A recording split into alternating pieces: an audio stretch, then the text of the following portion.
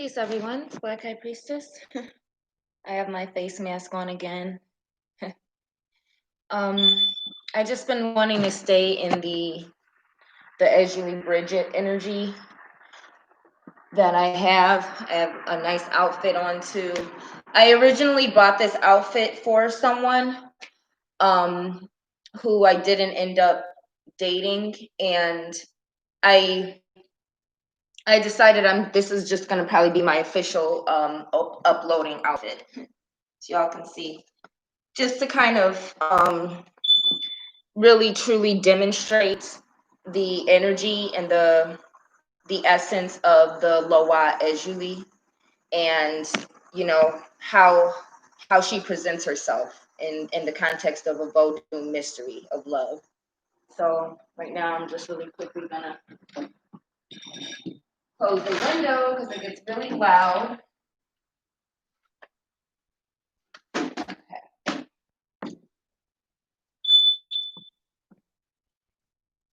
And please feel free to ask any questions that any of you may have. I should probably get my pink shawl too. I'll be right back and grab that.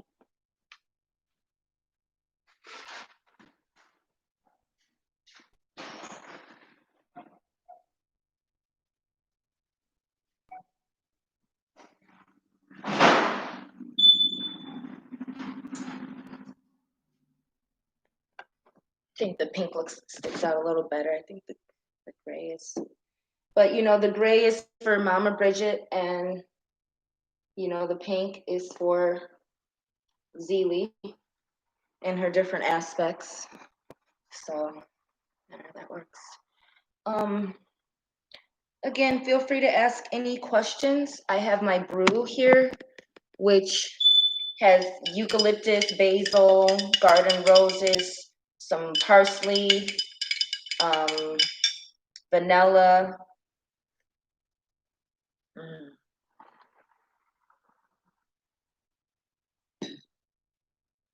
pumpkin spice, almond milk. It's a matcha latte too.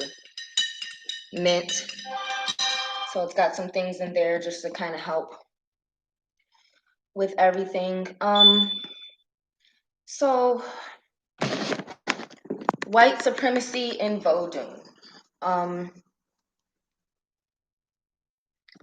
First, I have some notes here. Hopefully this one won't take 5 hours like the last upload did, but for the most part,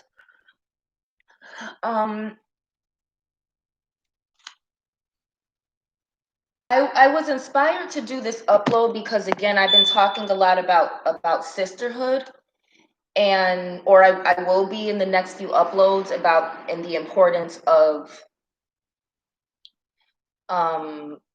Black women who are gifted and who are priestesses, and just Black women in general, really utilizing Vodun for sisterhood and utilizing African spirituality and these mysteries for sisterhood, and what Vodun, how it should be used and how it is used. So, and also Erzulie works through me a lot, and sometimes there's some things that have been coming up that she wants to talk to initiates about. One of the things is, one of the reasons why some people, some witches, some initiates, even some priests or priestesses in whatever tradition, may not be able to help you, may not be, initiating you or helping you in certain ways that you expected.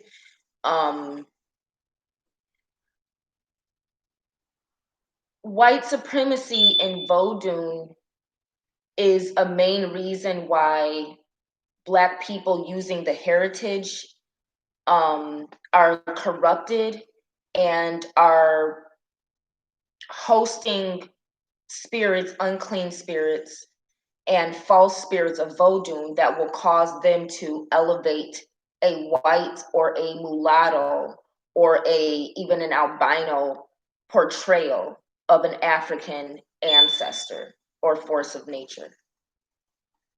White supremacy in Vodun is also why you get a lot of rivalry and competition among women. Very rarely does that, it doesn't happen among men. Sometimes it could be over a woman, sometimes it could just be over, a position of authority. But a lot of the whitewashing of Vodun, um, it takes place with the female ancestors. And it's something that, speaks to matriarchy, and it's something that speaks to the position of the woman and how the position of the woman represents the status of the entire race or nation. Furthermore, matriarchy in the context of Vodun and even the Hebrew Israelites is a reference to the fact that your mother's bloodline or your mother's race, heritage, and religion determines your race, your heritage, and your religion. Heritage is what you inherit. Race is, for the most part, your ethnicity and how it expresses itself as a phenotype. Here, let me close this window. It's a little loud.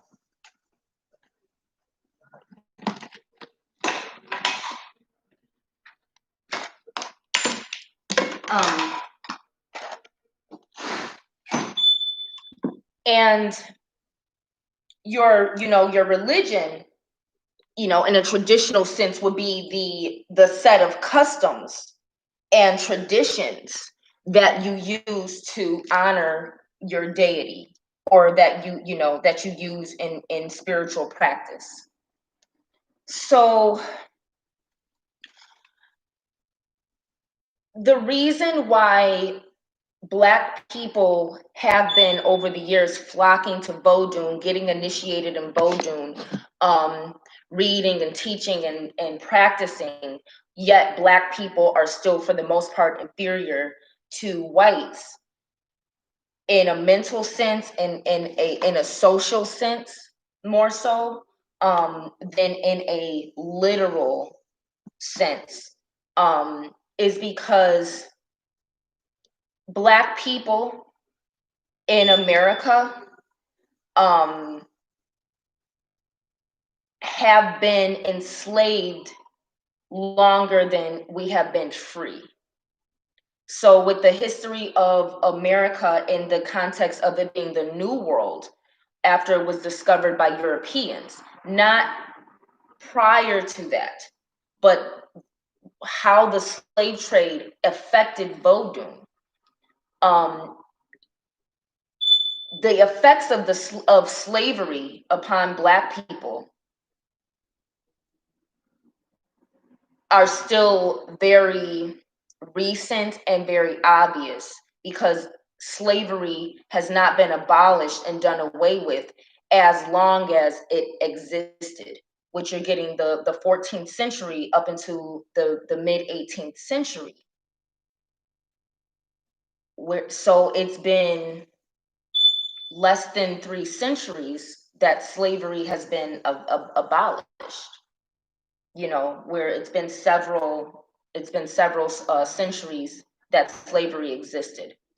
So my point in saying that is to remind people that when Black people utilized Vodun to free themselves from slavery, the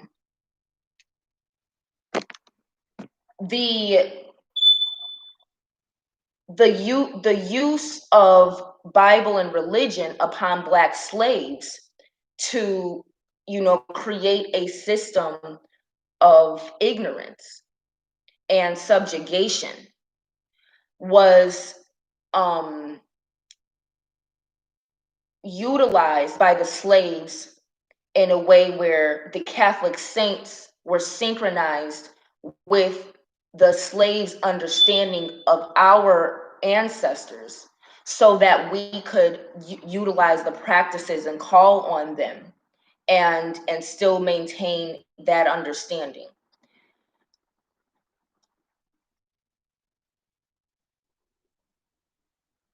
The fact that Black people are, as a tradition, still utilizing Catholic saints at altars to represent African deities is white supremacy.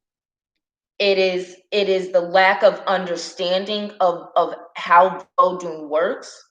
It is a slave mentality where, coming out of a system of oppression where Blacks, you know, some remained defeated, in a state of being defeated. Some rebelled using Vodun and created what we now have as Haiti and, Jamaica, Belize, the places where the freed slaves fled to and created their own nations. And as we know, Haiti got sanctioned because it was a bunch of free slaves thriving. And that's why you still have poverty in these nations, because they were essentially sanctioned from receiving the assistance necessary for society, because it's free Black people there. But if you're not free mentally, you're still in a state of slavery and inferiority. So, I guess I should just go through my notes. But I want to start with, this subject is important because it speaks to why Black people currently practicing Vodun have no power, and no mysteries. Because the reason the majority of Black people get into Vodun, one is to sell it out, to make money off of it, to get clientele, things like that. But two, the main reason is because Black people are not getting into Vodun to help other Black people or to overcome the effects of slavery. A lot of the reasons Black people are getting into Vodun is very selfish, very personal, very trendy, very competitive, and very pretentious. But no ancestor is genuinely working with a lot of these Black initiates, because none of these initiates chose to get into Vodun for a higher purpose. They chose Vodun, but Vodun did not choose them. No ancestor chose them, because they were not actively rebelling against white supremacy in a way that was tangible or is tangible. They have not been actively elevating the Black woman, because, again, matriarchy, that's why Black women are extremely oppressed, because the Black woman holds the bloodline. And the Black man has, globally abandoned the Black woman, in a sense, again, not so much literally or speaking for everyone, but globally, white supremacy has caused the Black man to devalue Black femininity and see more value in white. You believe the white woman is your key to social status. And because Black men are under that spell of, inferiority to white men, Black men are widely more concerned with social status in the material, physical, worldly realm than they are with maintaining a spiritual heritage and spiritual authority by being with the woman God designed for him, and more so being with women who worship the same God and have that same heritage. So the spell over Black men to give away the heritage through interracial dating and abandoning the Black woman and leaving her to essentially be raped or infiltrated by the white man. But the Black woman's blood determines the race. So the formula for Black revolution, in the context of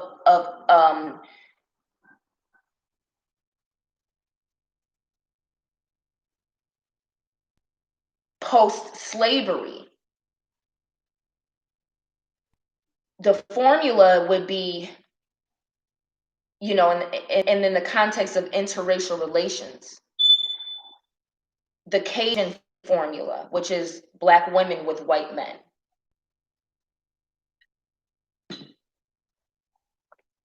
The combination of Black men with white women is a white supremacist formula that scientifically will create mulatto imperialism, meaning the white women bringing Black blood or gestating that Black blood will turn that Black blood against itself. It's a formula of white supremacy where it allows the recessive genetic to survive beyond its recessive capacity, but it's surviving in a state of perpetuating white supremacy by being gestated by a recessive womb instead of a genetically dominant one, or one that you know has the heritage of Vodun. So there are no whites in Vodun, nor are there any white ancestors or deities in Vodun. There never has been.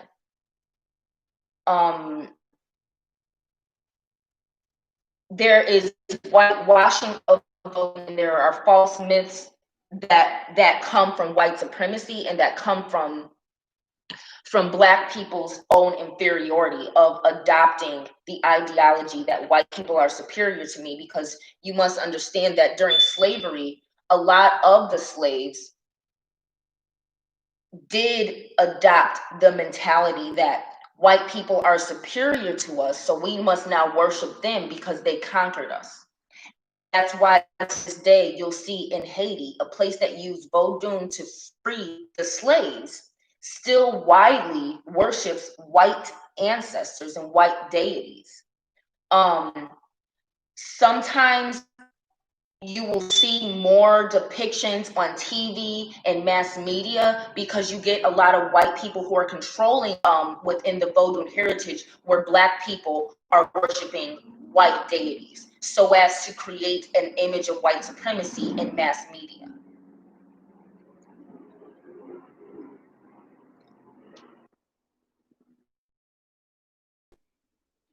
But the choice to utilize white Catholic saints instead of the original ancestral understanding, a lot of that has to do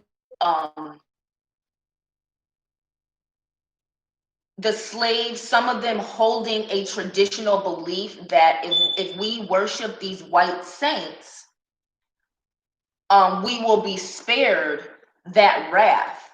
Some also believing that the white version of these saints is that Petropath, or the white depiction of these saints represents the Petro, or the flambeau, or the most volatile, aggressive aspect of our ancestors.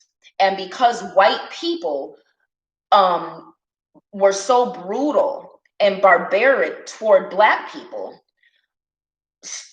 some of the slaves developed the ideology that this is a form of our ancestors that is volatile, and we can also call on them to defeat our enemies in this volatile way too. But we have to worship them in this form because this is the form that they came in and showed up in. So there is that remote belief and that superstitious, almost, ignorance that developed from slavery, but it was an ancient spiritual understanding of, okay, this is something that we're going through, but it's also a form of our own ancestors. So you have to understand the slave mentality. The slave mentality is that of the nigger, and a nigger is beyond just a slave, because the slave mentality is white people are superior to me and I'm inferior to them, because that's what was taught during slavery.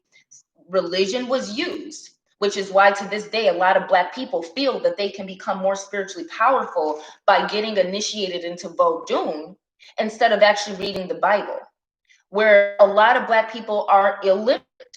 because slavery ensured that Black people learned very little about white society, but white society learned a lot about Black people. And that's why to this day, Black people still have a slave mentality, even though we're free, in, in a literal sense.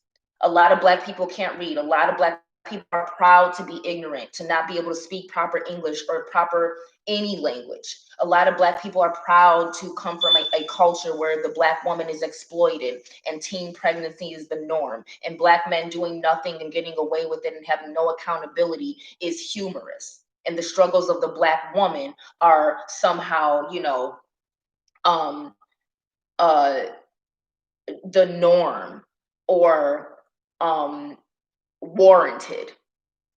You know, the results of slavery upon the mentality of Black people is why Black people remain inferior to white people, because Blacks are bringing in a slave mentality to Vodun. So when you get Black Americans or Black Africans, who are not so in a slave mentality, and you again, Black Africans who know the original heritage of Vodun and who understand it from a genuine ancient traditional perspective, will, Africans will depict the ancestors, but also, I'll venture to say, are using more of a mystery system that is less about it's less about creating idols of the ancestors so much as it is about the traditional customs of how we honor and acknowledge our ancestral heritage and how we keep it pure and mysterious. Black Americans who are not under the slave mentality will actively pursue images that represent African power, Black supremacy, images that represent them, that look Black, that represent Black ancestry. So you get more traditional Africans and you get more revolutionary Americans who will go out of the way to elevate the most Blackest form of the ancestors that can be found. The triple dark forms, the most West African phenotypes of the Orishas. But you get the slave mentality and the slave base, where the traditions have been so corrupted by slavery and the people are so lowly, inferior, and uneducated that they're still carrying a slave-minded superstition of white supremacy into the tradition because they still have no actual education that Black Americans have now, because we have Black colleges, we have overcome so much in America, that us as Black people, we can self-govern ourselves. And in a lot of instances we do, it's just not televised. Then you get traditional Africans who they know the kings and queens of their tribe. They have their own regality. They have their own traditional system and their own royalty and their own tribal affairs. So they don't have a slave mentality because their people were not enslaved. And they don't have an inferiority complex toward whites as a result of slavery. So, please, if anyone's watching, ask any questions. But it's important that we understand why most Black people practicing have no power. Furthermore, what is Vodun? Why do I, as Black High Priestess, warn you all and really encourage you all about the importance of reading the Bible? You see, Vodun is not really what can free you from slavery. It freed the African slaves in a spiritual sense because they had to deal with the time and place that they were in. But us as Black Americans who may have a history of slavery, but are freed and have an ability to learn on our own, the Bible was used to enslave Black people by keeping Black people from reading what was in the Bible, not by giving a false Bible. There may be instances where some things were mistaught, because some Black people were becoming more educated, and so there had to be actual written lies and false histories. But for the most part, preventing the slaves from learning was why using religion kept them enslaved, and why the slaves had to appropriate the religion given to us into something that we understood as our Vodun forms of worship. Reading the Bible and learning what's actually in the Bible has more spiritual power and authority than any spiritual heritage right now. For people who are not chosen, number one, and have no traits that would cause an African Vodun ancestor to decide to work with them. Remember, the ancestors don't need passports. The ancestors don't need lessons in English to work with you. So if you're a Black person who's going to Africa to get initiated, fine, do your thing. If you're going to Africa for this and that, fine. But the ancestors don't need you to come to Africa. The ancestors came to me right where I was in Chicago and initiated me in mysteries that most people in this tradition never have and never could learn, because they are not doing this for anything other than self-sufficient ego. So you don't need to go anywhere. When you're choosing to work with them, that's when you have to be careful, because you have to decide, what am I seeking this out for?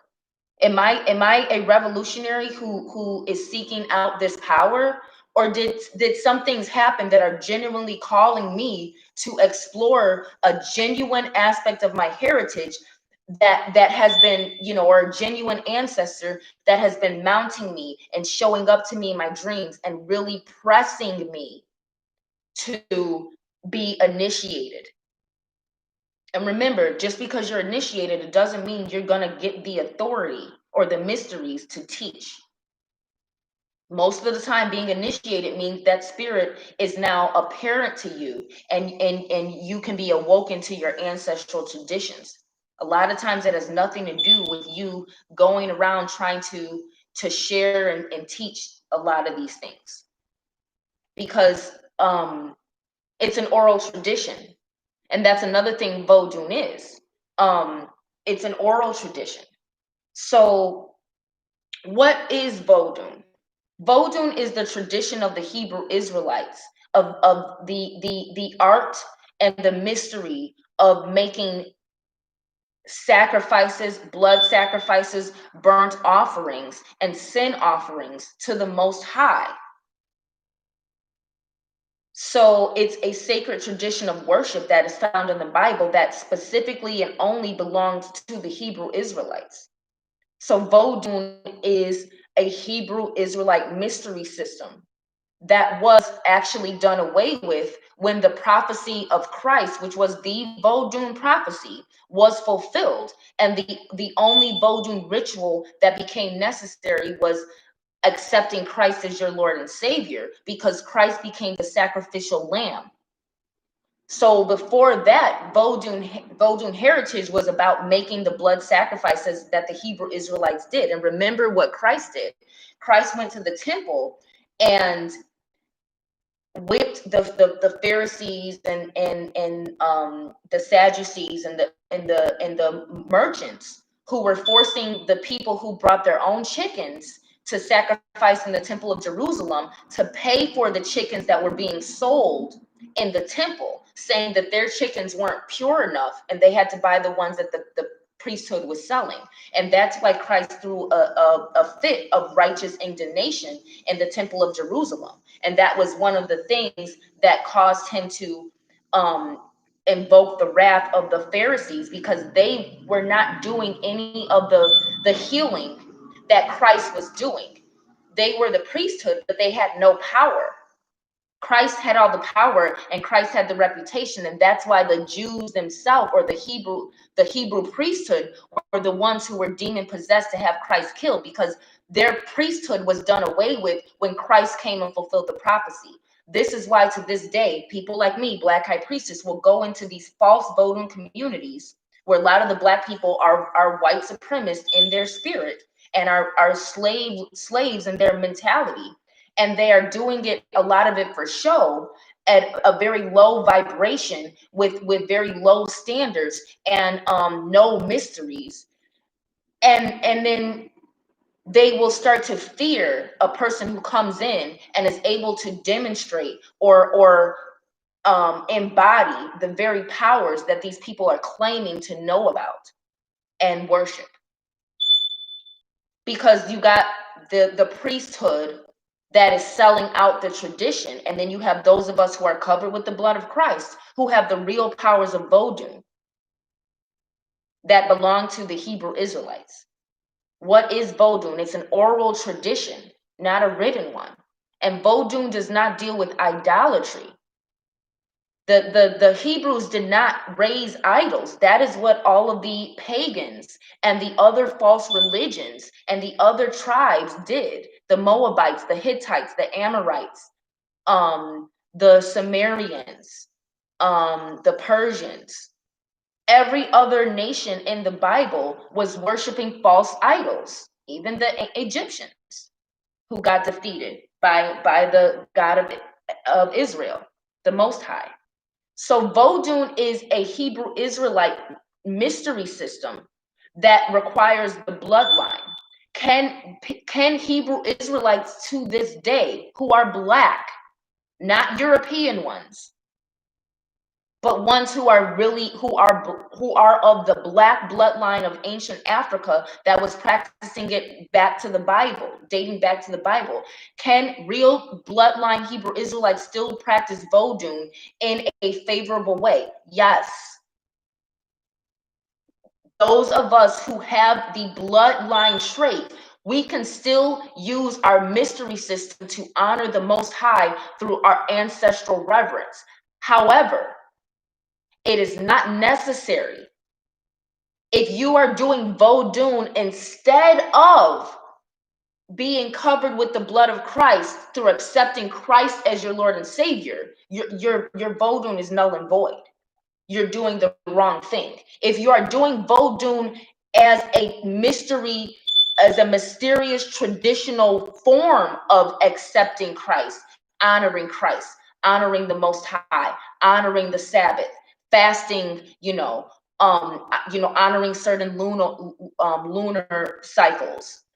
Those are things that the Israelites did. I have my face mask on.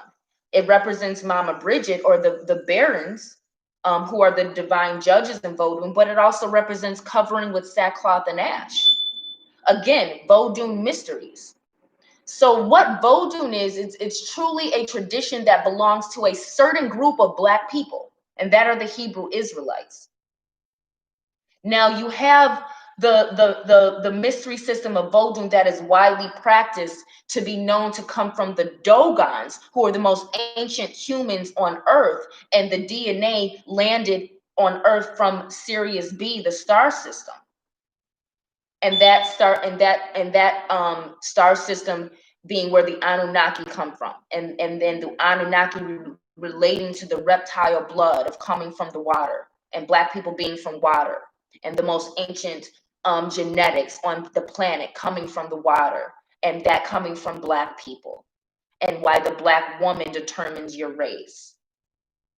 But again, this is still a mystery system, and a way of understanding things that predate the modern Bible, like the Book of Enoch, and how Vodun, being of the Hebrew Israelites, came from a higher source, from the Most High.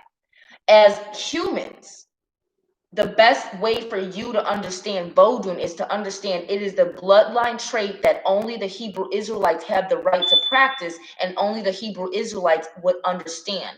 And remember, that is where the Levitical priesthood comes from.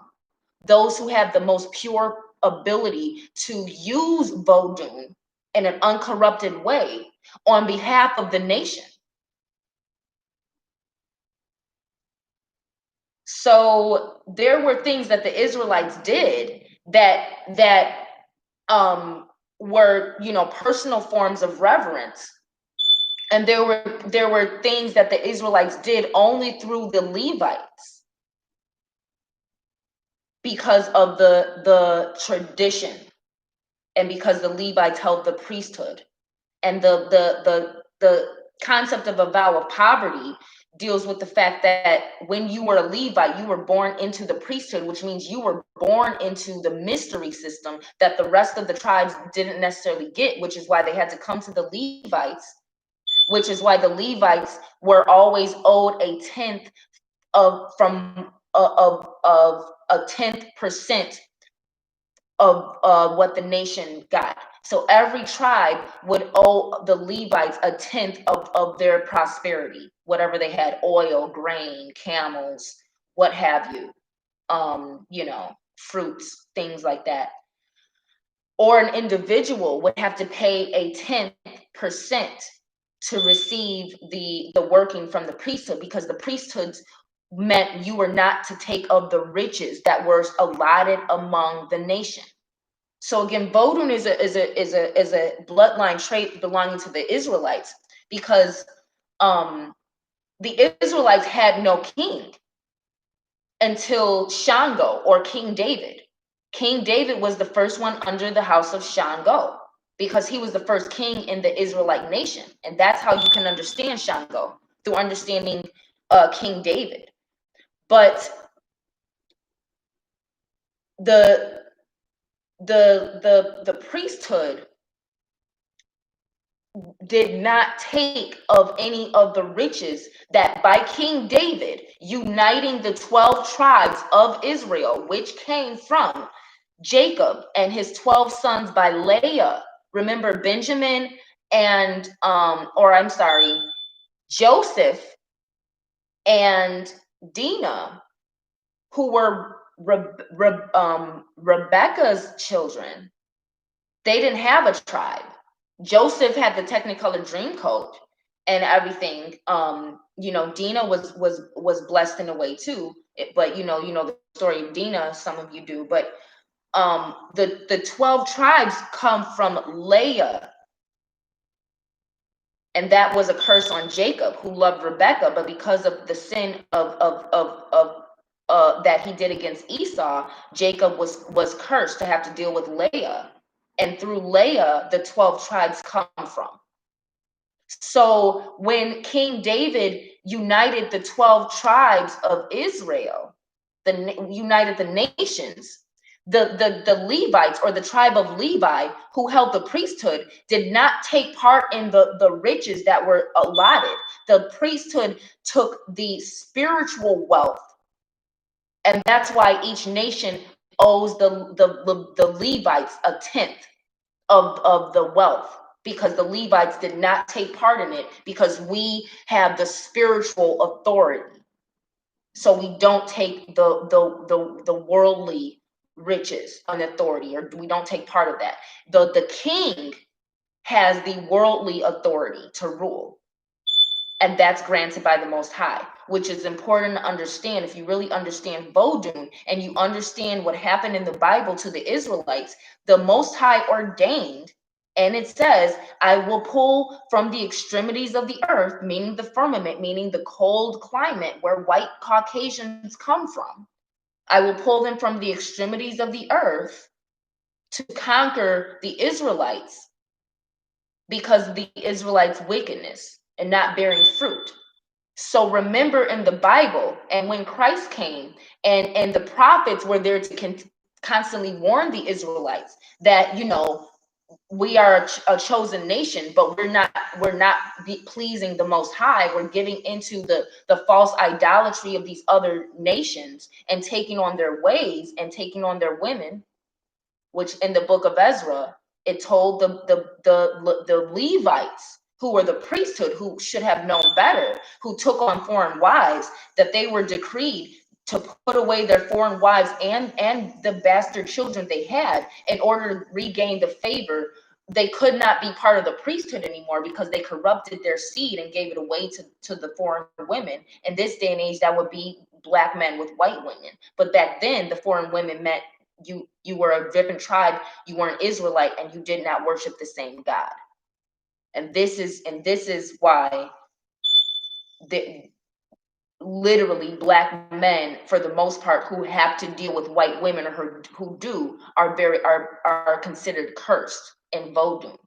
Because in the book of Ezra, it talked about the curse on the black male Levites who took on foreign wives. And those who wanted to lift the curse, they had to put away their foreign wife, and the children had to become bastards. They could not ever partake of the priesthood again, but they would lift the curse and be accepted back into the nation, but never allowed to be in the priesthood again. So a lot of black men right now, especially if you have the bloodline of a Levite or of the priesthood, and you've taken on a foreign wife, you're cursed, you know. And this is why I want to talk more about white supremacy in Vodun. But Mama Bridget's coming through and everything. A little shot, do a little sip. Does anyone have any questions? I see some thumbs up and things. If you have any questions or comments about what I'm saying, feel free to ask. But at this time, I want to stay focused. I'm just going to go through my notes. I'm trying to give you all a nice view too. But I'm like sweating. I'm sweating out my mask a little bit. But there are no whites in Vodun. And again, I talked about what Vodun is. It's the blood heritage of the Israelites. And because it was a heritage that involved ritual sacrifice and repentance, when Christ came and fulfilled the Vodun prophecy of our Savior coming to die for our sins, when Christ fulfilled that prophecy, Christ became the Vodun ritual. And if you check out my rituals clip, I'll be talking about that, and then I'll try and get the full upload, the full interview, where I'm talking about rituals and the Vodun ritual of being covered with the blood of Christ.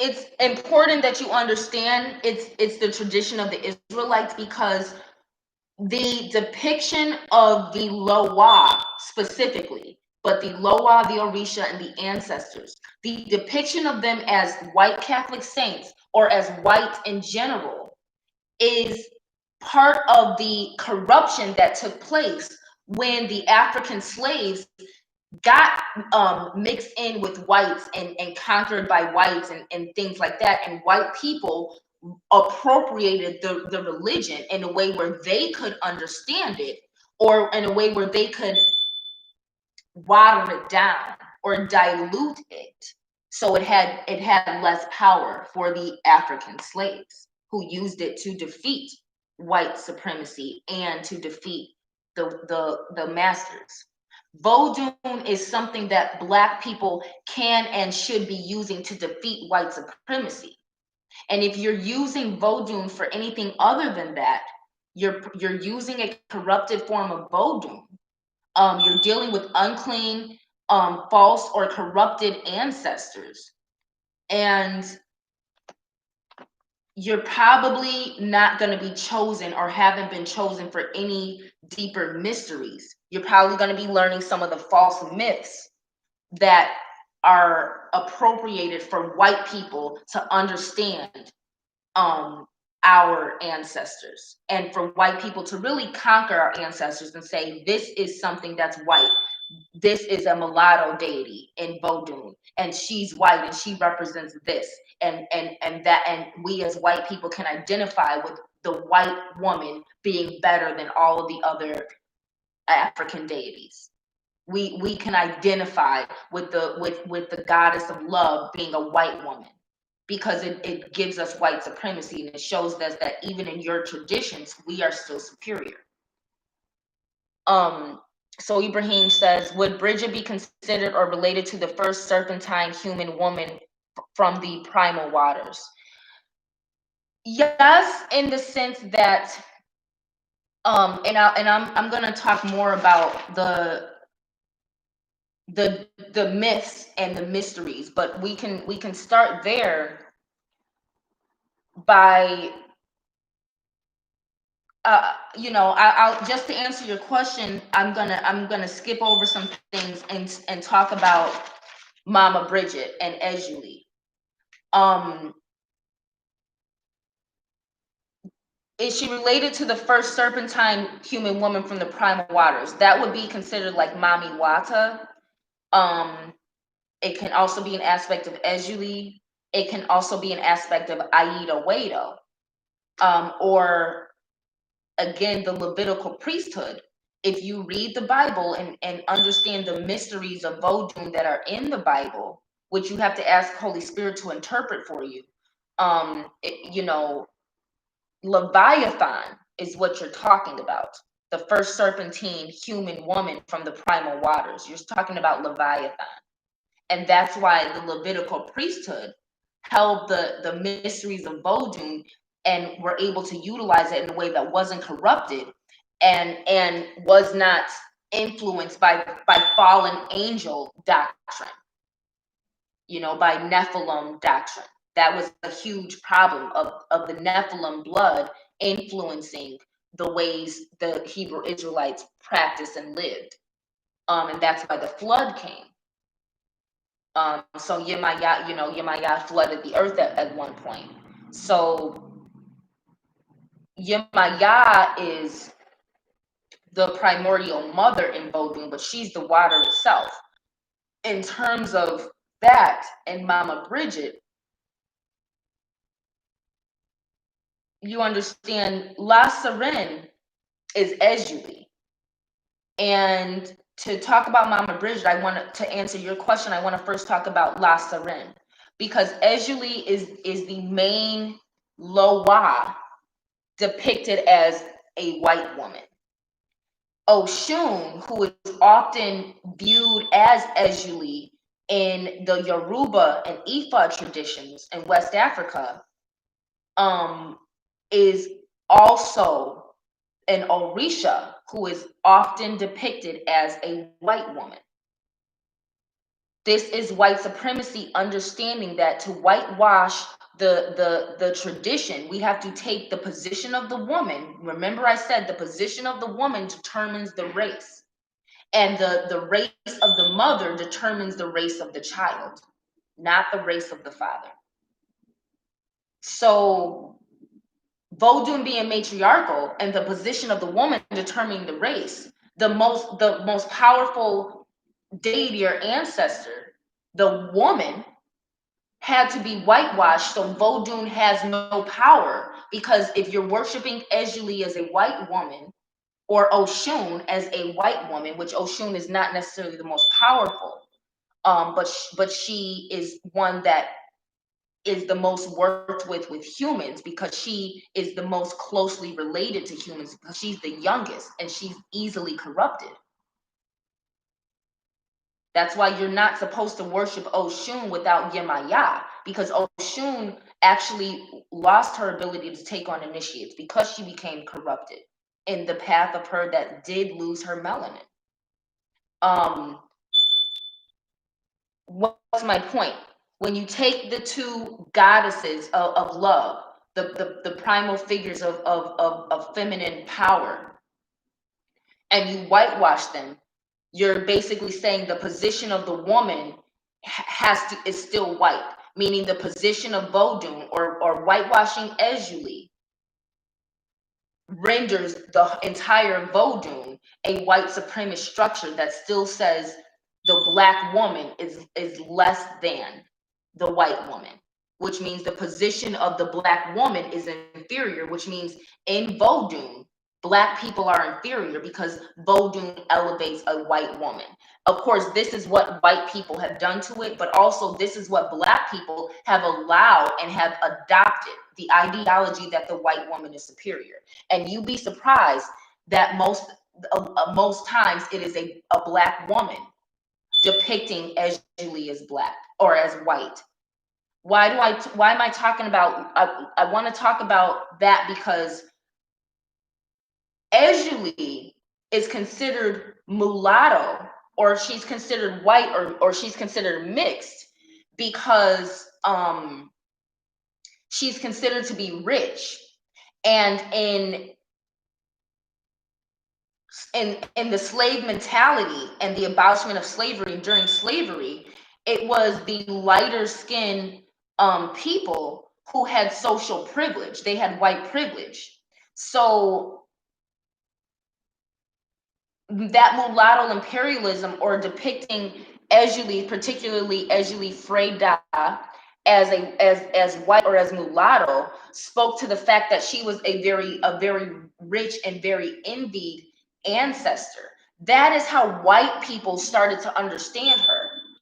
We never understood her this way. And we understood how her power and her gifts and her mystery can cause a woman to be envied because she's embodying a youthful femininity that's rare and very powerful and very desired. But with that youthful femininity comes the most powerful form of feminine wisdom, which is why she's so empowered in her femininity. Us as Blacks never understood her to be rich or better than the other women until white people took over the depiction of our ancestors and taught slaves how to view themselves. So with white people, you get Erzulie Freda and Erzulie Danto as sisters. Now here's again, I'm gonna answer your question about Mama Bridget, but it's important to understand, why am I in my Erzulie Bridget phase? Because Erzulie and Mama Bridget are in fact the same Loa, and they're the same family. Erzulie actually stays with Mama Bridget the same way La Sirène stays with La Baleine, which is the mermaid and the whale. Erzulie is always with Mama Bridget because Erzulie is La Sirène. And Mama Bridget would be that death aspect of the whale that stays with her and constantly guides her, that sacred feminine wisdom that guides her because she's a perpetual, youthful, innocent virgin girl.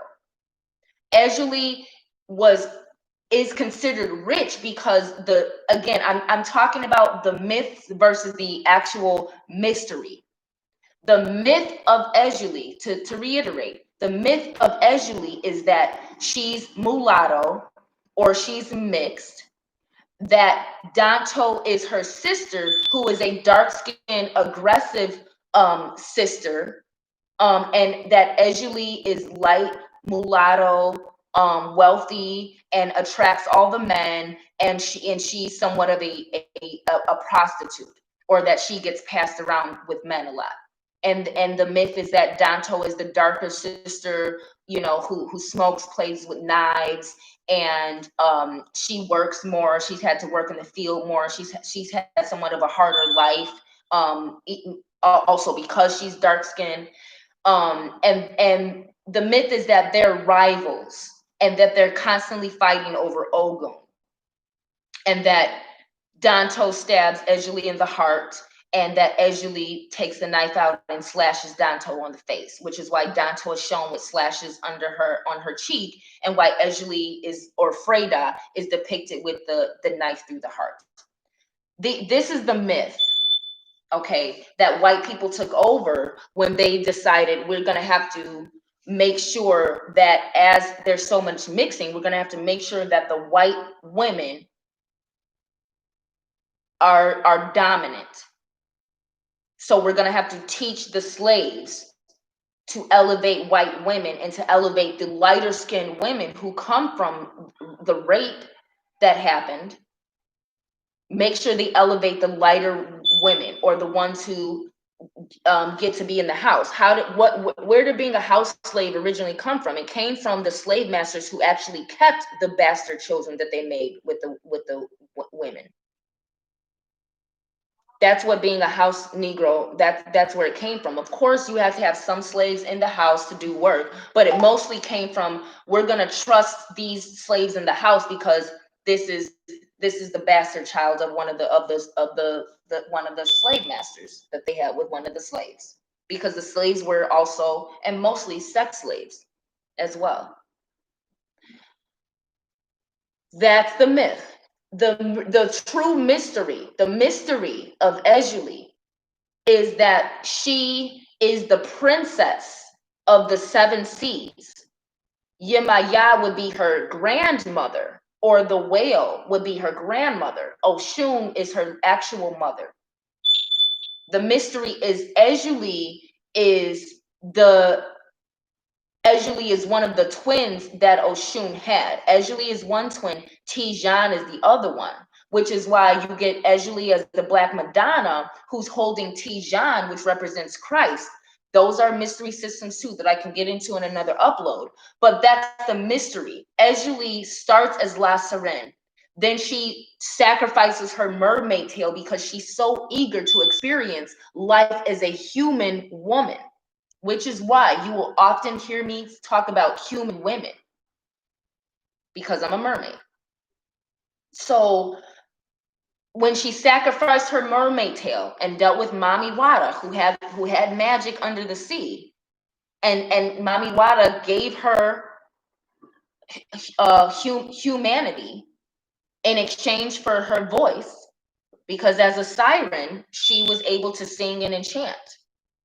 So that's a mystery of why you get certain aspects of Erzulie who talk like that.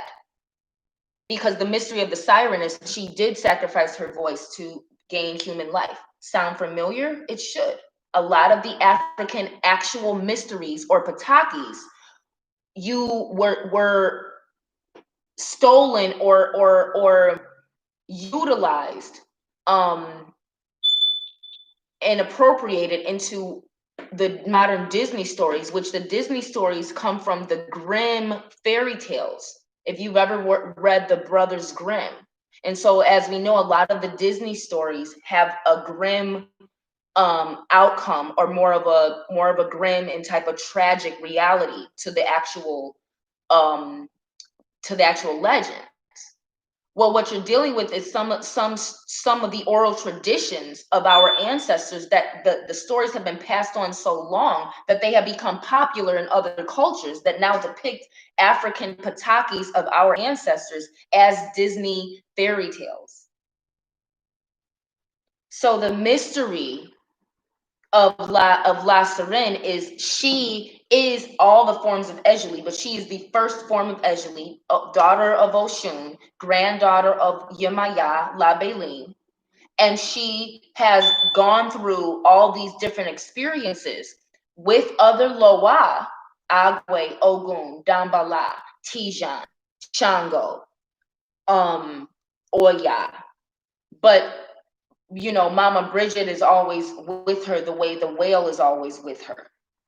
So that means that ancient ancestral wisdom and power is always with her, which is that mystery that she's able to be young, but she has so much feminine power because she has that guardian.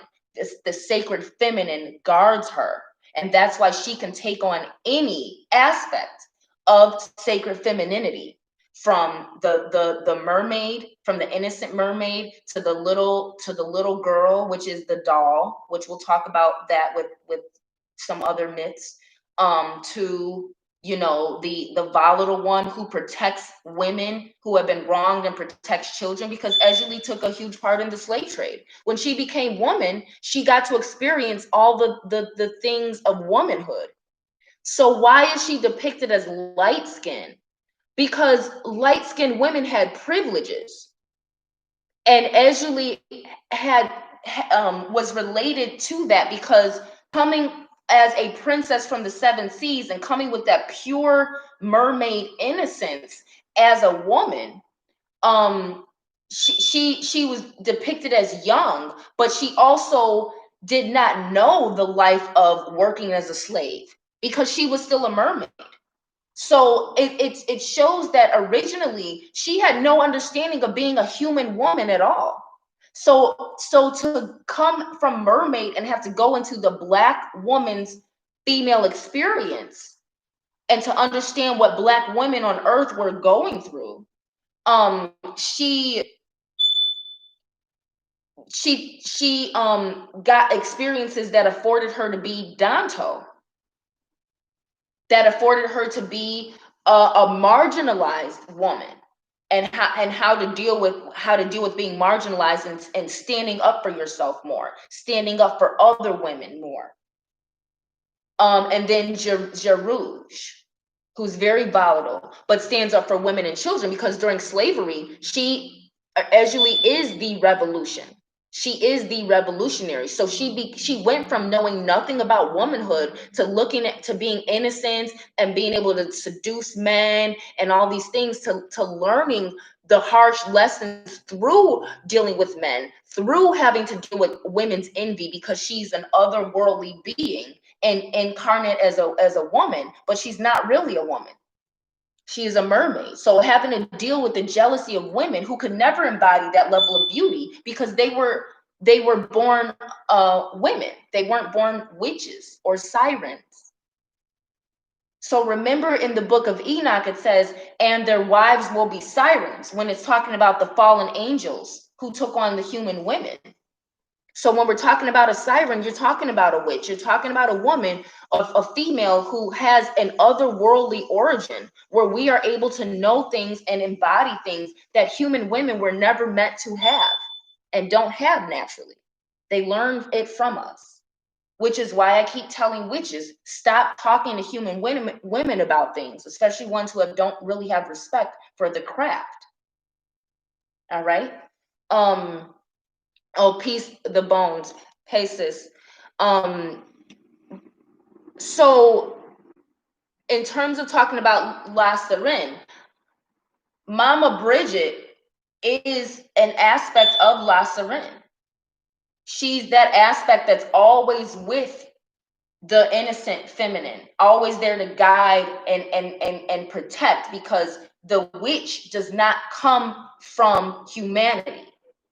The witch comes from another place and needs that and has that sacred feminine guidance. And that's what Mama Bridget represents as Erzulie.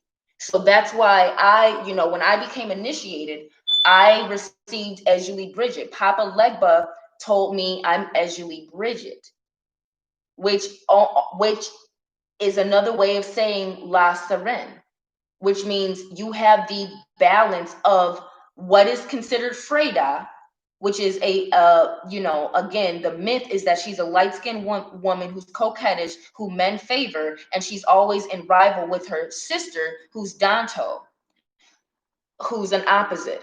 Why is that obviously a myth? Because if they're sisters, why is one light-skinned and one dark-skinned? If they're sisters, why is one rich and one working class or slave class? You see how white people confuse and corrupt things? If they were sisters. There is one myth that Freda is albino. That comes from a story of Mistress Erzulie, who was a queen in Dahomey, and whose daughters got, when the Spanish came and started conquering, she had two daughters. One was albino, and the Spanish took the albino one. So that's where that myth comes from. But if you really do the thinking, you'll understand these are just two different aspects of her. Freda and Danto are not in competition over Ogun. The white woman is in competition with the black woman for the black man, because the black man is supreme, and the white woman knows that. I'm not saying all white women are after black men. what I'm talking about in the context of Vodun. The reality is, um, white women want black men and prefer black men and want the power of the black man. And white women hate black women because we have that power. We bestow that power and it belongs to us. And the white woman wants that power through the black man. And so, and the white man understands the woman determines the status of the race. So the white man uses the white woman to enslave the black man who really, holds the power that the white woman wants. But she's not going to be, she's working for white supremacy. So when you get any sense of rivalry between Freda and Danto, what you're looking at is the spell that white femininity used, and this comes from Creole. There is a spirit attached to the Creole heritage. Creole women hate black women, and it traces back to the Creole utilizing white women as a weapon to dismantle Vodun and to get black men to go against black women, and that dismantled Vodun. And white women taking over is why we have the depiction of the white females, prominent deities as white women, because it keeps white people in power. But the reality of it is La Sirène, she has that wisdom of Mama Bridget, but she doesn't have to look like a crone. Mama Bridget doesn't either. You see, when you get you get old women in European folklore who look old because white people age differently. But in our Vodun traditions, you don't have to look old and decrepit. Mama Bridget, in the literal sense, was the first one to die. And Mama Bridget was and is Papa Gayday's wife. And they were alive and they were married. And so they deal with that myth of the man dies first, but then the woman will die too. Or when one of the couple dies, the other one dies, because when you're in a true marriage, you're bound. And so what happened in Africa, people didn't used to die. And the Bridgets, or Mama Bridget, was the first woman to die. And her husband was the first man to die. And then you have Gede Nebo, who's the Brown Baron, who was the first one to be murdered. And then you have Gede Criminel, who was the first one to kill. Gede Lacroix, or Baron Lacroix, Baron Cimetier, or Gede, so you have the different barons, but that's what they represent too. So Mama Bridget also represents the Baroness. And so she's that part of La Sirène who's also experienced the death and the afterlife too. And she's that wisdom that La Sirène holds of or that Erzulie holds of being a mermaid, but understanding the death phase of a human woman, because by Erzulie never having been a woman, she can understand human women and those phases through Mama Bridget. So I know I know I might took like about 25 minutes to answer that, but Ibrahim Dash, would Bridget be considered related to the first serpentine human or woman from the primal waters? In the way that she relates to Erzulie, yes. Being the crone consciousness of the Loa Erzulie, yes. And being the Baroness, no. As the Baroness, Mama Bridget is the first human woman to die. And the barons represent the first ones in humans to pass over to the afterlife, which is why the barons have the right to judge. And Oya, who rules the cemetery, deals with that and deals with justice too, because Oya deals with the afterlife because she rules and governs the graveyard, which means she has access to the authority to judge. So Oya is not so much a judge as she is a divine warrior, but her assignment to to rule or to govern or cuidar the cemetery and the graveyard gives her access to the authority that only the barons have in Vodun. None of the Orisha have the right to judge the way the barons do because none of the Orisha died. So they don't know about the afterlife. And that's a huge mystery. And that's a mystery of Mama Bridget. Um,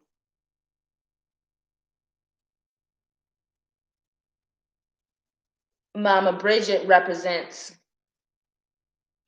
um, the phase of the afterlife, or in a way of understanding the crone can be the phase of a woman who has lost her blood, um, and the power and that wisdom that also comes from that state of femininity, you know, being a baroness. Barren meaning a woman who can't give birth, but the baroness, it deals with holding death in your womb. And that's a extremely powerful and wise and the exalted form of sacred femininity, the crone. Um, Sophia Rice says, what does it mean to become someone's slave? So I hope I answered that for you, Ibrahim Dash. I'm going to go ahead and continue. And but if anyone has any other questions concerning Mama Bridget, I will answer and I'll talk a little bit more. So for Sophia Rice, what does it mean to become someone's slave? In the context of Vodun, you're dealing with the zombie. And the zombie is depicted as a human skull in Vodun, and sometimes a skull with the crossbones, but mostly the human skull. Um, because I do have some Shango Ilekes with 3 skulls on them, and the reason they have 3 skulls is because it represents King Shango, and King David had King Solomon, and Solomon took over and rebuilt the temple. Well, if you know some mysteries of Solomon, Solomon was studying demonology because Solomon took on a lot of foreign wives. So Solomon was encountering a lot of foreign spirits and things, because he destroyed the nation by taking on foreign wives. But one thing he did do is he studied demonology and he bound certain demons. And so my Ileki, my wristlet Ileki, that it's designed for men, but and it's my Shango Ileki. I have it on my Etsy. It has 3 skulls on it because those skulls, if you really are an initiate and know how to use Vodun, those are the 3 skulls that under the king's blood lineage of Shango and King Solomon and David, you can use to bind demons if you're truly a warlock man who knows what you're doing. And that's what that wristlet is for. But again, that's why I always do oracle consultations with each of my products and services, because most people, some people may be buying things, but they may not be mages and practitioners and know what the mystery of how to use my products. How do you, what does it mean to become someone's slave? It means that your free will is taken away in the context of Vodun. And that's what we call the zombie. Zombi is how we spell it in Vodun. And the zombie it's like a hanged man in the tarot deck. The hanged man would represent the zombie. If you use the Sally Ann Glassman New Orleans tarot deck, it actually synchronizes the hanged man with a zombie and sacrifice. And in Vodun, you can make a zombie by using the mysteries of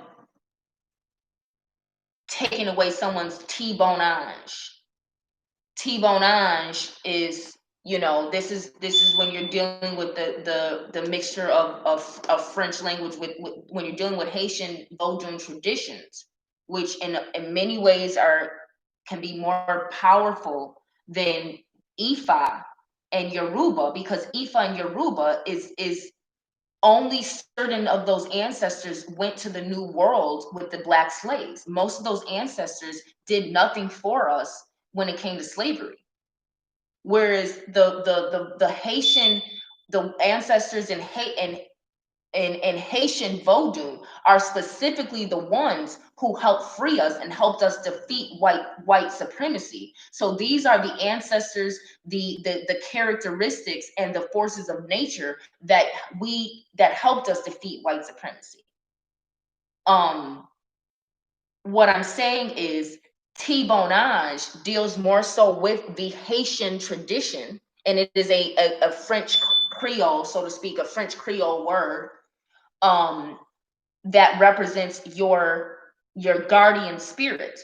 So the Gros Bonage would be the Most High, how you're connected to the Most High, which would be Olodumare or Ochumare, you know. Then you have your T-Bonage, which will be the Orisha or the Loa, that governs your head, that governs your character, or the guardian ancestral spirit that protects you and your destiny.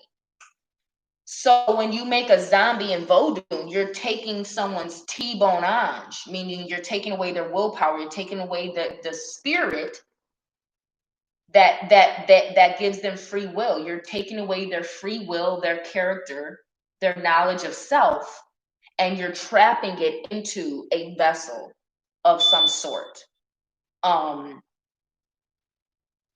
It could be a bottle traditionally, but again, I said I was going to talk about the voodoo dolls. Voodoo dolls is a traditional way to make a zombie.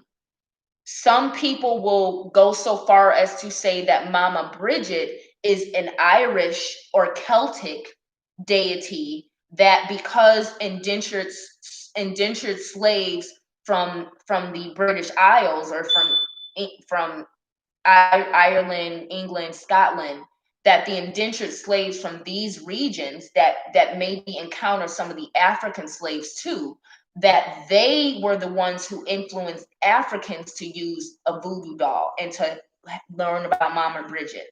This is false. Remember, Mama Bridget is the first woman to die. She's an African woman, because this is before white people were even around or existed. Black people did not die. That's why Vodun is a tradition dating back to the Bible, when people lived for hundreds of years and had their fertility way way past age 65. So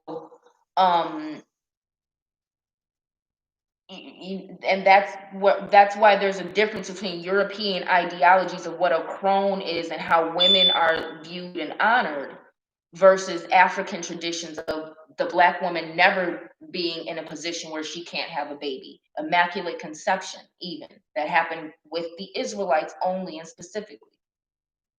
Some people go so far as to say, because they depict Mama Bridget as white, this is the myth of Mama Bridget being white versus the mystery. They say she's white because they had the Bridget, the triple goddess Bridget that the Celtics worshipped, that is a ancient Celtic, back to the Druid understanding of the sacred feminine trinity of the Virgin, the Mother, and the Crone. And their deity Bridget represented that. And no, it was not synchronized, because in Vodun, we were already using sachets, jacuts, or jackets, so to speak, gree bags. We were already stuffing things and making our own blessed sachets. So when you get the idea of the voodoo doll, you're talking about something that some white people in their ignorance will say this came from Ireland. It came from the Irish practices of making the poppets, and Mama Bridget being a Irish deity, that came from that. False. Zili is Zili is a form of Erzulie or easily.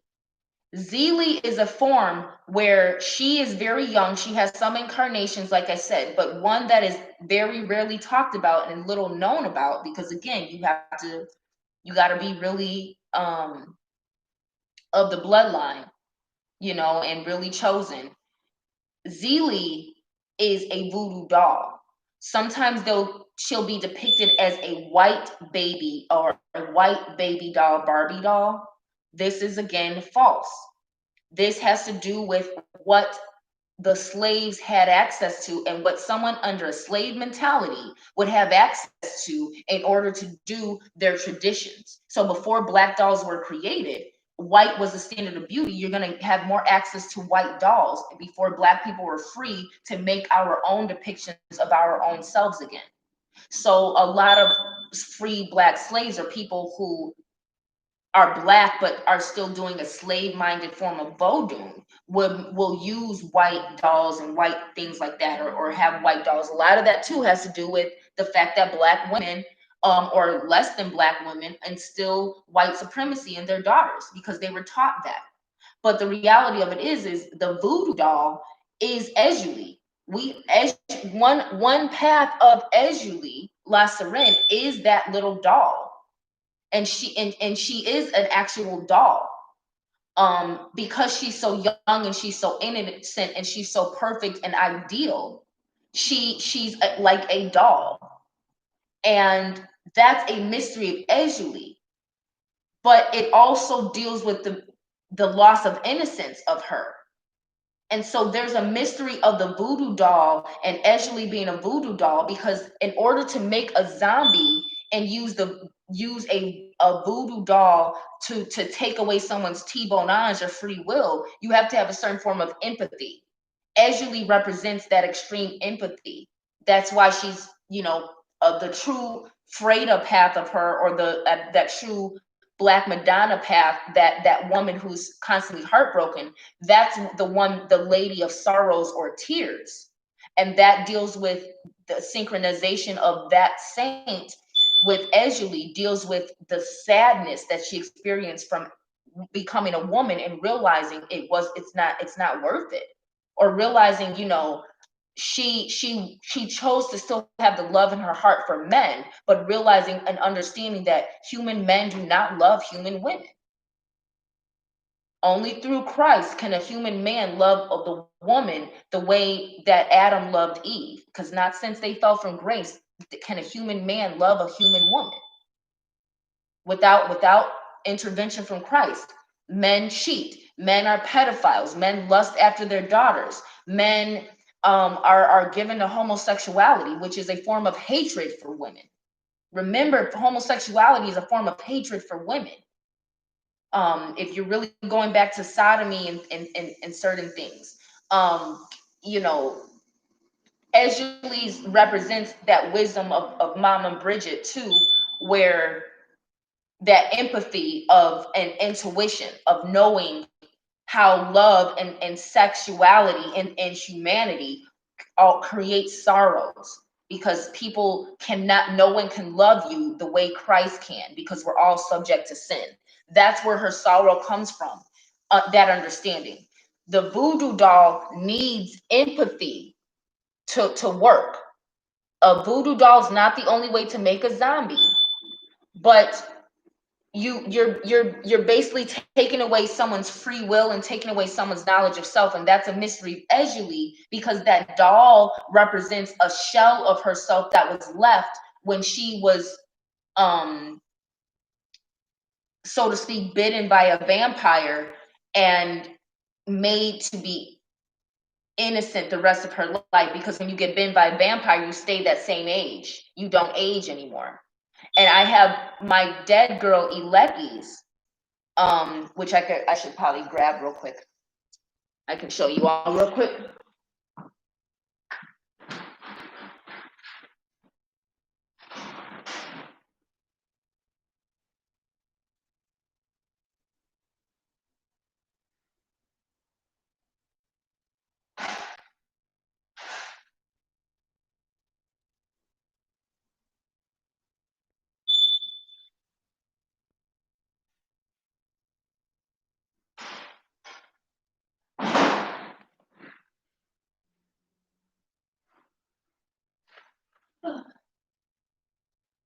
as I moved them. I have to show you. You also have to look at them at Etsy, but I will have to put another link in the description where a couple years ago I have some uploads talking about all my Lekis. My Dead Girl Lekis specifically deal with the doll aspect of Erzulie, that it deals with the concept of being bitten by a vampire and remaining young forever. But that alludes to the loss of innocence that young girls can experience when you are put in a sexual situation too young.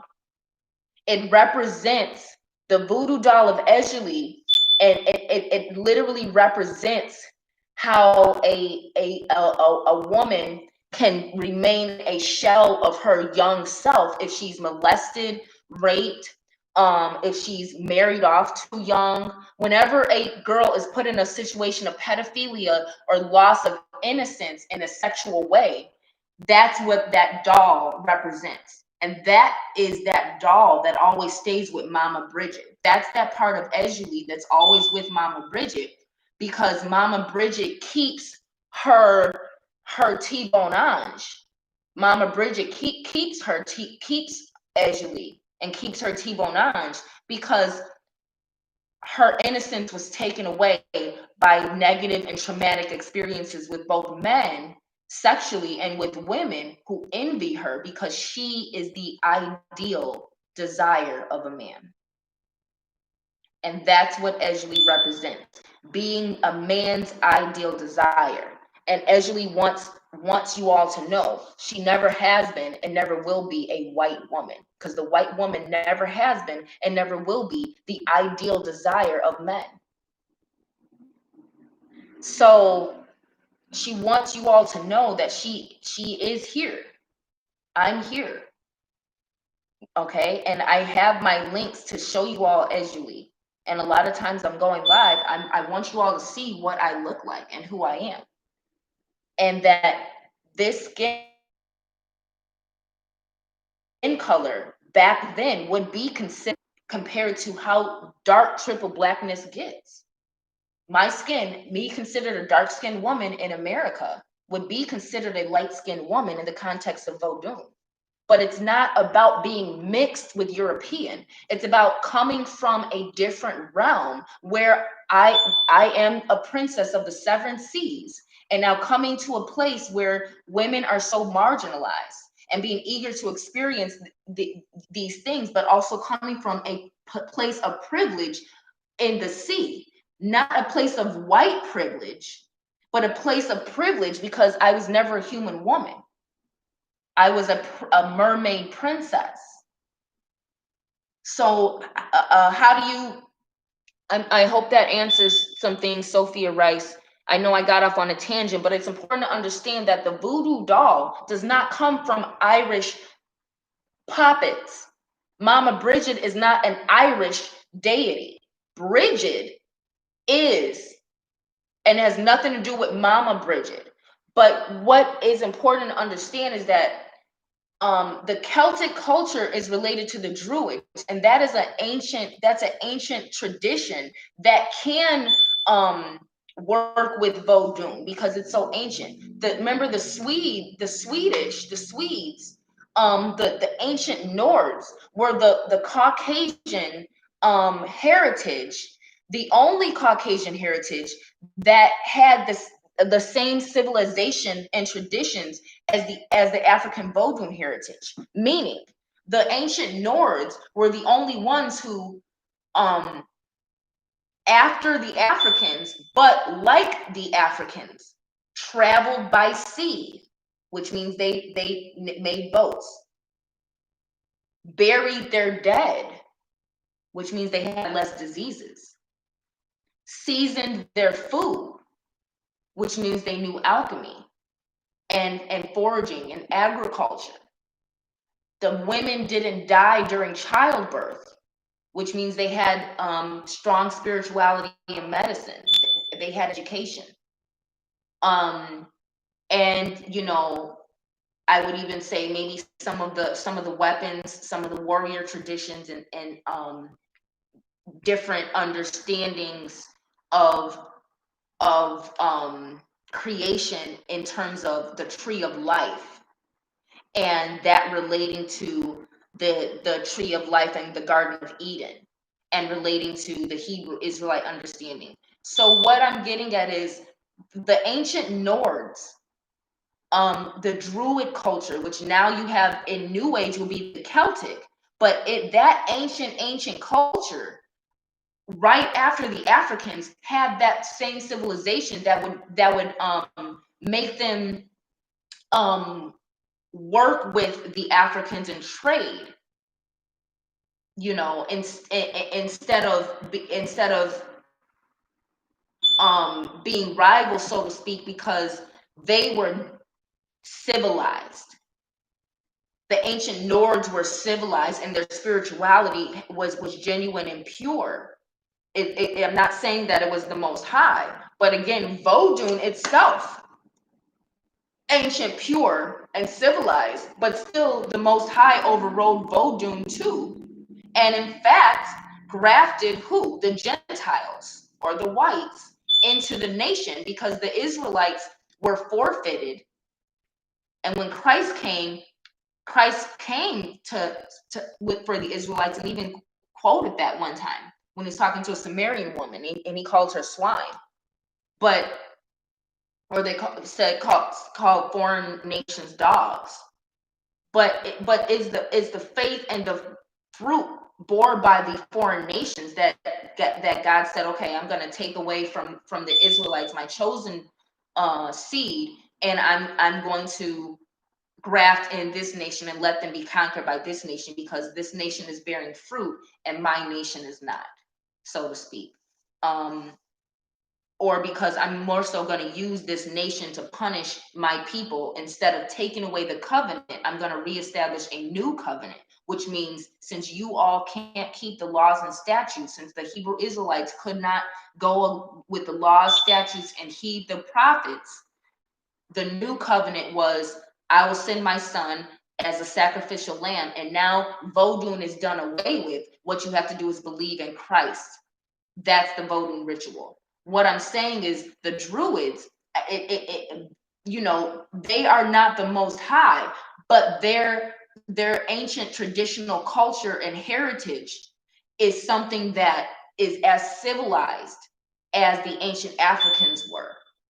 And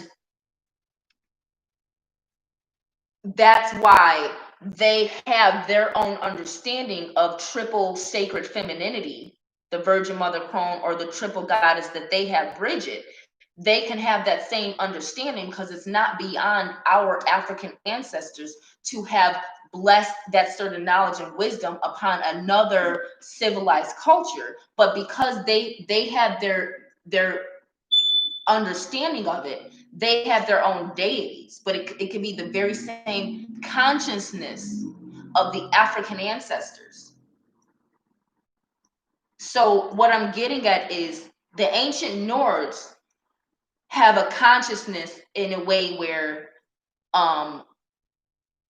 that's why I'm talking about the alliance that I'm forming between the Nords and the Vodun heritage.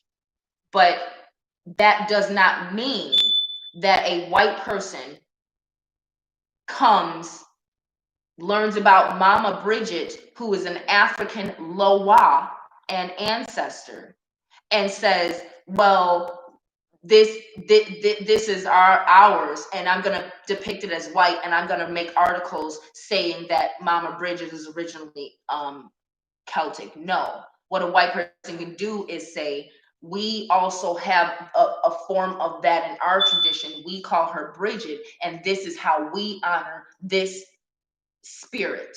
This is how we honor this force of nature. This is how we honor this characteristic in our tradition. And that is, again, that's something that Black people must do and understand. That's why Black Americans can have more powerful Vodun, because you got more Black Americans who want to get into Vodun because they want to blackwash spirituality. They want to empower themselves with things that look like themselves and come from their own heritage. more so than people in Africa who widely don't have a history of slavery. May have some white supremacy in some places, but a lot of Africans widely look down on blacks and a lot of times say, well, this mystery system, that mystery system.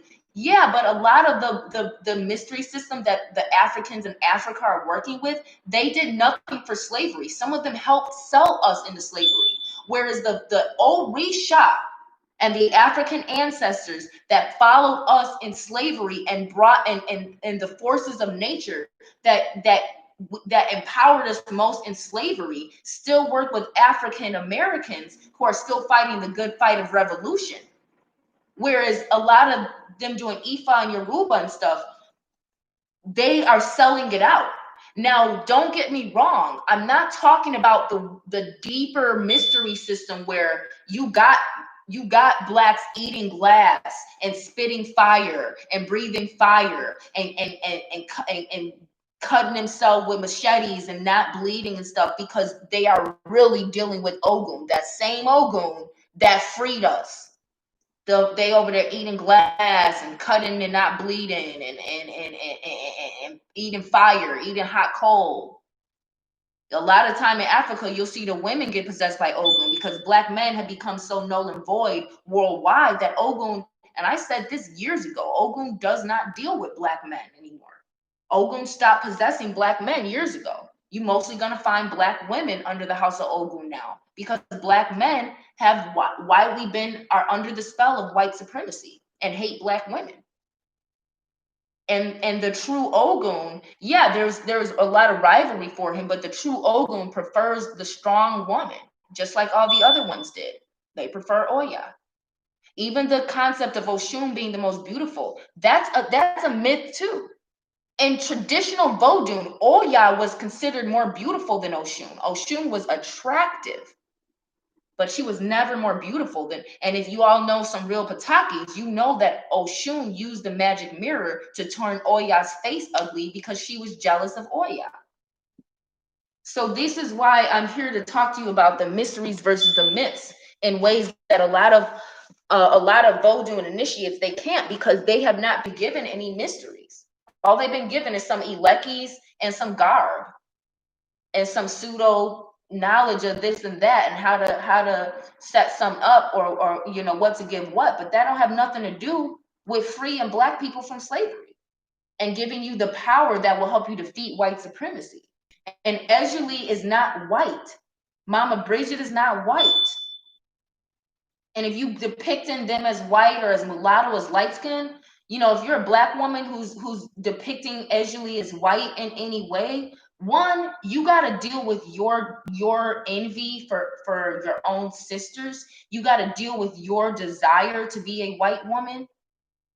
Some, you know, and you got to deal with your slave mentality of thinking, well, if I elevate this as white, then I'll somehow be empowered to have this ideal femininity. And anytime you're using Erzulie as a white woman, all you're doing is utilizing that power to compete with black women. And this is something that a lot of black women do. But it started with white women competing with black women for black men because the white women, even during slavery, preferred black men, preferred black dick. And what she did, a lot of times, that's why I warn black women, be careful dealing with these white women, because a lot of these white women, they got black men and they want to get some of your power to keep that black man. And you keep hanging out and being around some of these women and this and that, when all they doing is being friendly with you so they can figure out how to get a black man, and you're gonna end up single. And having to deal with some nerdy white dude because he the only one who will be good to you because your skin is dark. So, you know, this Creole culture of white women, and a lot of these white women are the same white women who infiltrated the Native Americans. And they're these 5%, 1% white Native American women who are claiming that they're black because they're Native American. Sound familiar? It should. Because that's what happened. That's what happens in Creole. You get white women who who helped kill off the Native Americans by fucking all the Native American men, and then all the black African men too. And so most of them don't got no ounce of African in them. They just a white Native American who conquered the Native Americans, and then they're a French European woman or French English, whatever woman, or and or Spanish, and you know they they learned root work from the black women who were doing all the cooking and the cleaning and the raising the children. They didn't learn how to cook and how to clean and how to raise children. They still need black women to do that to this day. What they learned is how to get black men to not deal with the black woman. What they did was they made the black women who worked in the house cover their heads up. And to this day, black women don't know how to do their hair because they're so used to working under white women who don't want your natural beauty to be shown. So cover your head up. Sound familiar? It should. Go to some of these jobs and look at the look policies they have. You have to look like a white European. You have to cut your hair. This is something that the white women impose on the black women. So when you're talking about white supremacy, you're talking about white women and black men. That's the formula. That's what Black Lives Matter is about. And that's what the Creole culture is about. The Cajun culture was the redemption of the black woman, which is the white men taking on the black women who were rejected by the black men because all the white Creole women put a spell over the black men, made sure they didn't deal with any woman darker than a brown paper bag. And so you had a bunch of black natural African women with root work who were taken to wife by the white French men who are Cajuns. So a lot of white men are confused and think that they're Creole when no, if you're a white man who loves black women and you don't consider yourself white, you're probably a Cajun, because a Creole is a white woman passing as a woman of color when she's not. She's white, and she has a spell over a dark-skinned African black man. And her spell over him is to make sure no black. I've seen it. I've seen white women passing as Creole, but they're passing as something, but they're white, and they got a black man. They got mulatto kids, and they've got this black man hates his own mother, hates his own black sisters. Taught his darkest son to hate himself because his skin is dark. His darkest son married to a white woman, and the daughter, light skin, got a black man as her zombie. So when Sophia Rice talks about zombie, you take away the T-bone ange, the small guardian spirit, the small guardian spirit of someone, or their free will, and you bottle it up, and you either take away their free will. But a zombie is not just bindings, like how when you bind a demon, you could still use it for your own good. You could put it away, or you could make it work for you. So a slave is a zombie that's put to work. A zombie could be just a hanged man, which is in voodoo, the hanged man would be someone who has no free will, no, they're bound, you can't do nothing. But a slave, that's a zombie that's put to work. And that's what happened to the black race. A zombie was put on the black race during slavery. And in order to keep that in order to keep that going, the white woman was used to put a spell on the black man, to make the black man as a zombie to the white woman and to white men. So the only revolution is through black women. And this is something that's hard to digest, but ever since 1985, when I reincarnated as Erzulie, came back to teach these things and to reestablish it, that's why I'm letting you all know I was never a white woman. Never have been, and I never will be. I'm the only reason I'm here is because the revolution needs to take place again. Otherwise, I wouldn't have reincarnated in 1985 through chastity. And so right now, the Black man is, and you'll see when I'm speaking on Erzulie Whispers in the Dark, my upload that I did 3 years ago now. You'll see what I'm talking about, when the main reason I'm here is to help Black women understand. Black men hate you. Black men are the white woman's zombie right now.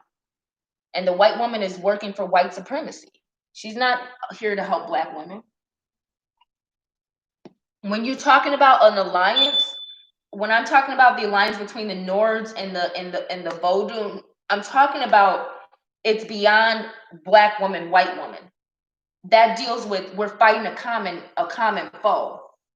And if you're uniting with a white woman, so to speak, both of you all have to relinquish the concepts of white supremacy and Black inferiority and this and that, and understand the spirit governing you.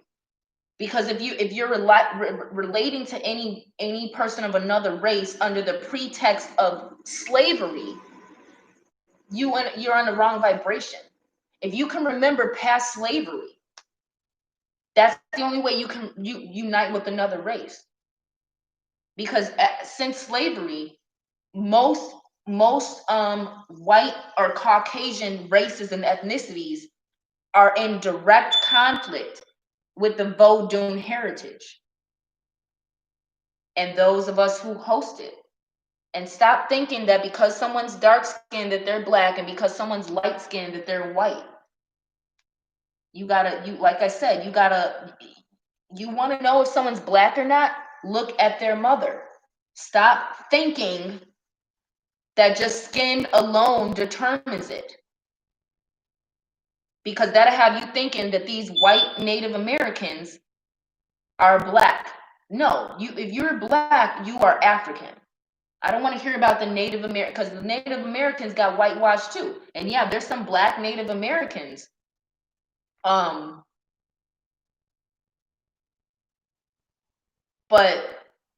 a lot of us Black Native Americans,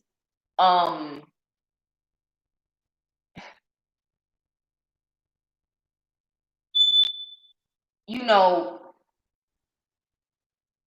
those of us who have enough African blood in us, we didn't get whitewashed like a lot of the Native Americans got.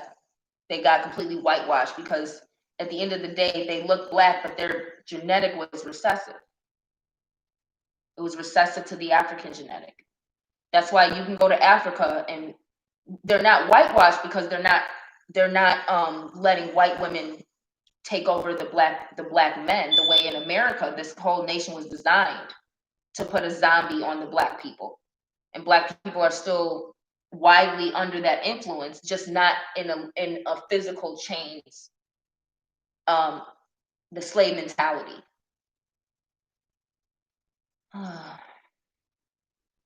So, you know, with the zombie,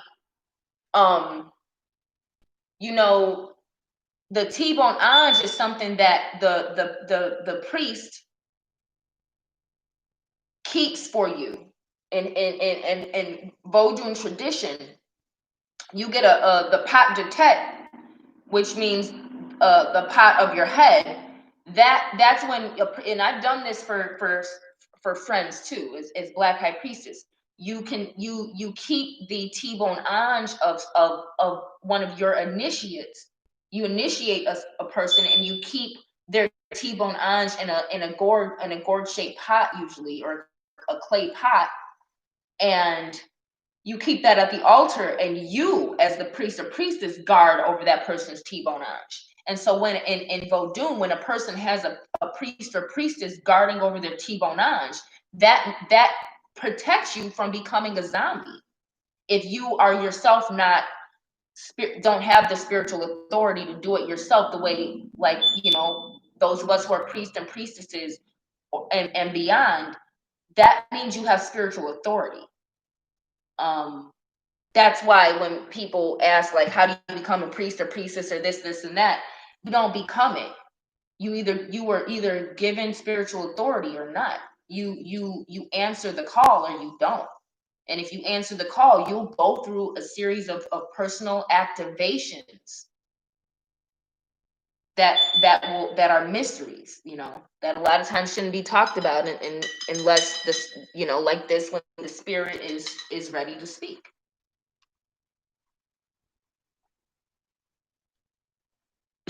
So, a lot of times people aren't speaking as the spirit or speaking for the spirit, because they're not the temple of that spirit. I'm Erzulie's temple, one of them.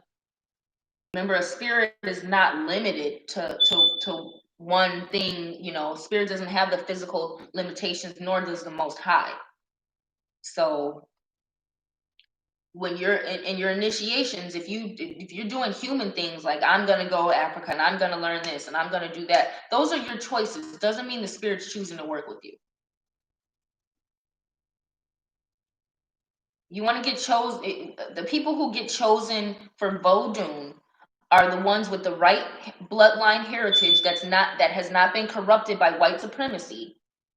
So some of your bloodlines, you're not African, or your African bloodline has been too corrupted by white supremacy, where no Vodun ancestor is going to work with you.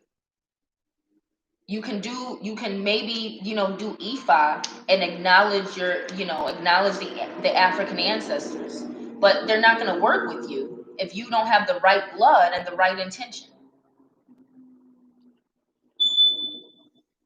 Yeah. Not to break topic, but being as a witch, how do you feel about using a broom for spirit flight? Well, the broomstick is a mystery of witches, that traces back to the dark ages in Europe, when a person when witchcraft working, or certain things like hanging herbs or having herbs around, the use of using of making brews, or potions and tonics with different herbs and spices, having a broom, having a cat, namely a black cat, because the color black banishes negative energy, and black cats are the strongest feline in banishing negative energy. Brooms are used to sweep. Sweeping away negative energy is what you're doing when you use the broom to sweep. Of course, you can use it for other things, do sealing and stuff, but traditionally a broom um was used to sweep away old energy, cobwebs, dust, dirt. All these things in the Dark Ages in Europe during the bubonic plague, they noticed that people who had brooms, black cats, and who knew mysteries of working with herbs and spices, and were able to make tonics, and had certain things hanging around their home, they realized that people who have these three things in their home didn't catch the plague. So that is one place where witchcraft in Europe became symbolic of brooms, cats, and working with herbs, because that's how you get rid of plague. You sweep away, you keep your home clean, sweeping. You know how to use herbs and spices to cure your body and heal your body of any bacteria, or infection. And black cats, or cats specifically, cats heal you. A lot of people don't know that when a cat purrs next to you, the vibration of the purr actually will heal you, and align your chakras, and heal you, especially if you are dealing with a broken heart or any type of depression or any negative emotions. So the purr of the cat is healing, but also cats in themselves collect negative energy. That's why if your cat is starting to look a little dingy or is acting a certain way, you probably need to brush away some of that cat hair, because the cats absorb the negative energy. But if they don't get fresh air or get brushed off, they can be weighed down by the negative energy that they're absorbing from your home. So that's the first thing that I feel about the spirit flight with the witch. The broomstick the most important thing about the broomstick to the witch is about the act of cleaning up and keeping a clean temple. It's less about the mystery of flying, which more so would have to do with, I'll put it like this. The mystery of flying on a broomstick has less to do with true witchcraft, which one comes from being a Hebrew Israelite. Again, when I talk about voodoo being an oral tradition and voodoo being the mysteries that of the Hebrew Israelites and our God, the Bible talks about the oracles will be given to the nation of Israel. Vodun is an oral tradition. To be an oracle, you have to be gifted in oration, which means you have to be able to speak a certain way. That's why a lot of Black people have um have knowledge but don't have the education to teach it to a broad audience because they're not gifted speakers. They're not able to speak to any different race or culture. They can only speak to Black people who are of the same education level or marginalization. So the oracle, that's another thing of speaking in tongues or knowing etymology. The oracle is able to translate interpretations, so anyone can understand and comprehend. So when you're talking about the oracle, you're talking about the one given authority to speak on behalf of the Most High, and the Most High uses the ancestors as intermediates because the Most High is supreme, and I'm not Christ, and neither is anyone else. So, we still need certain mediations between us and that supreme Most High, and that's where you get the mysteries of the Loa, the Orisha, the ancestors, and Vodun. But the oracles belong to the Hebrew Israelites. So if you're not a Hebrew Israelite, you're not an oracle, because the oracles only speak for the Most High Supreme. And that's why oracles can speak to any tradition. It's not specific to Vodun. The oracle means you speaking for the Most High, so to speak. And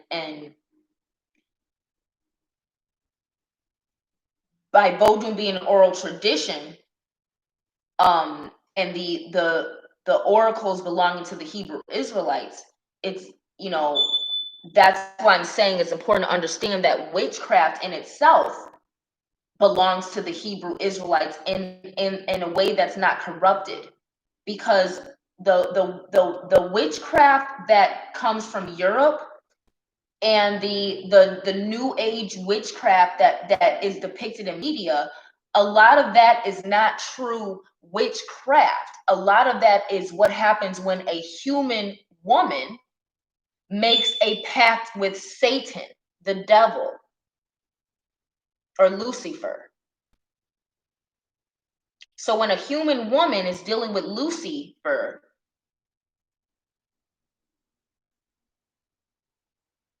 and has a pact with Lucifer, there's certain things that she can do, like the way a magician can, in order to get people to worship her and to believe in her and to believe she has the true trait of witchcraft. There's certain illusions that can happen, like a magician. So flying on a broomstick for a witch, that traditionally is symbolic of a witch who has made a pact with Satan versus a blood-born witch. A blood-born witch, or a true African witch, our taking flight comes from turning into a black bird, the way Oshun took flight and went from being the peacock to the vulture. And that's the flight of the phoenix. And the true flight of the phoenix is Oshun flying to the sun or heaven to petition Olodumare, the Most High, to bring vegetation, so the humans who honored Oshun did not die from starvation because the land was scorched. So Oshun sacrificed her beauty of the peacock, her attractiveness, to make sure that the humans who were honoring her could live, because remember, Oshun was very envied, and she stayed in a certain place when the other Orisha did not want her there because they were jealous of her. They didn't understand her mystery. They were jealous of how favored she was by Olodumare. So, Oshun had a particular group of people that honored her, and she honored them in turn by sacrificing that beauty that she was honored for in order for them to live. That was the first sacrifice Oshun made for humans. The second sacrifice she made on behalf of humanity was when she was mated with Ogun and seduced Ogun so he didn't destroy the world. Why am I saying this? Oshun is the mother of witches. And I talk about this in my Iami upload. So I got some other uploads there, but please look through research, on YouTube, because they do shadow ban some of my previous uploads where I have the Iami mysteries, Mother Mary mysteries. You can look up these uploads where I'm talking about the Mother Mary mysteries. I'm talking about how Oshun is the mother of witches, Oya is the mother of 9, Egungun, and Yemaya is the mother of fishes. So, in terms of using the broomstick to take flight as a witch, this is something that's more European. And because European witchcraft and it is a lot heavier in dealing with demonic possession, new age ways. Traditionally, again, you got you got different traditions. You got the druids, you got the foraging and knowing roots, knowing herbs and spices, knowing fairies and different things. But it's more so dealing with what brooms meant and how they symbolized women in Europe. Taking flight on the broomstick, you see that in Harry Potter and things like that. I'll say an African mystery that has to do with that.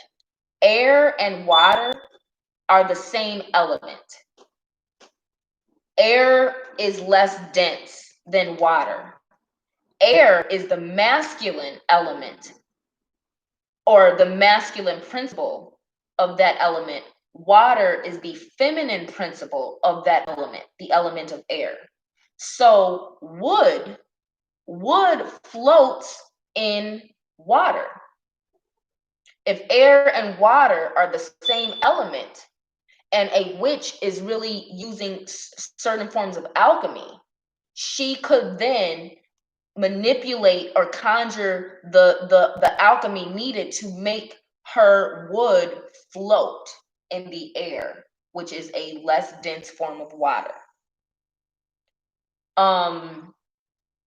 Again, the broomstick more so deals with the witch's ability to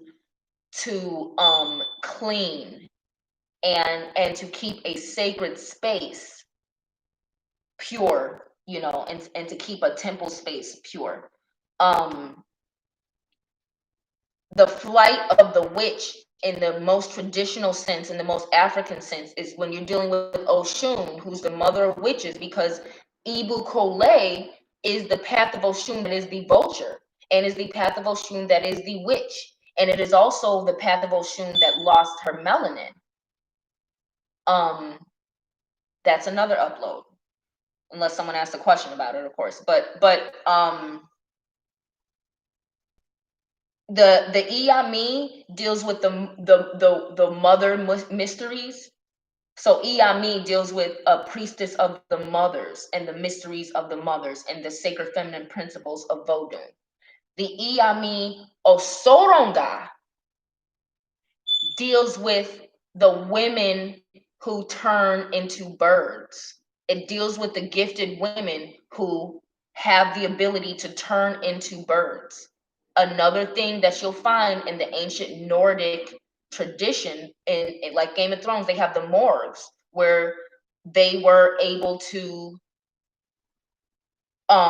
enter the consciousness of a bird, and to use the bird's eye view of taking flight. So most traditional form of, and this is something again that you will find in Native America, or in ancient Scottish, rites, where you deal with the Morrigan. And Morrigan was trained by none other than Merlin. So Morrigan is a crone too, and Morrigan is the crone, or the raven, the black bird, um, of the Scottish, or Celts, but of the Nords. So what I'm saying is, if you take away New Age European folklore or New Age European mythos about witchcraft, which a lot of that comes from the Salem witch trials, where women's mysteries were coined witchcraft, and remember, the Salem witch trials started because of a black slave of voodoo, because of the voodoo that a black slave did, that caused a mass murder of a lot of white women in Europe. So, but you got that fear of women, which is, in Europe and everything, you have that reversal of the spell that white women put on black men. You have Tituba, who unleashed a fear and hatred of white men toward white women during the Dark Ages and the Salem witch trials, where a lot of white women were killed unjustly, and people were, because of the spirit released on the Europeans by Tituba, the black slave.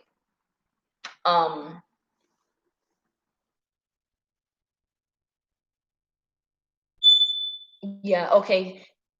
Okay, now you says here, thanks. I'm curious how you feel about the god Pan, and maybe your thoughts on his energy, because I've noticed his presence heavy in my life. Pan, oh, well, oh, man. Pan is Pan is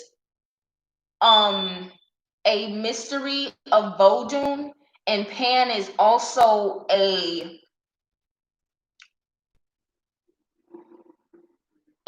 deity that deals with children. So Pan is sometimes depicted as the green man, like the jolly green giant on the vegetables that you see, or he's depicted as like a green man, like with leaves and stuff around him. That depiction of Pan is linked to Neverland, and how things work in Neverland, which can almost be like an imaginary place that is manifested. So you got the god Pan and those depictions that relate to the legend of Peter Pan, who has Neverland. There's Captain Hook, there's the mermaid and everything. Peter Pan is a legend, or a Disney character whose story was also originally a mystery and a pataki of the Loa Ti-Jan. Ti-Jan, remember earlier I mentioned, is the twin sister or the twin brother of Erzulie. Ti-Jan, and Erzulie, remember, started as a mermaid. Peter Pan loves mermaids. So Ti-Jan is also that baby child that Erzulie is holding, or the Black Madonna is holding. And that represents Christ, and it represents Erzulie and Ti-Jan as twins. They're, our connections to Armageddon and the roles that we play in Armageddon. Again, a mystery, but Peter Pan is actually the Loa Tijan. Again, his Patakis and his mysteries were retold and appropriated through the story of Peter Pan.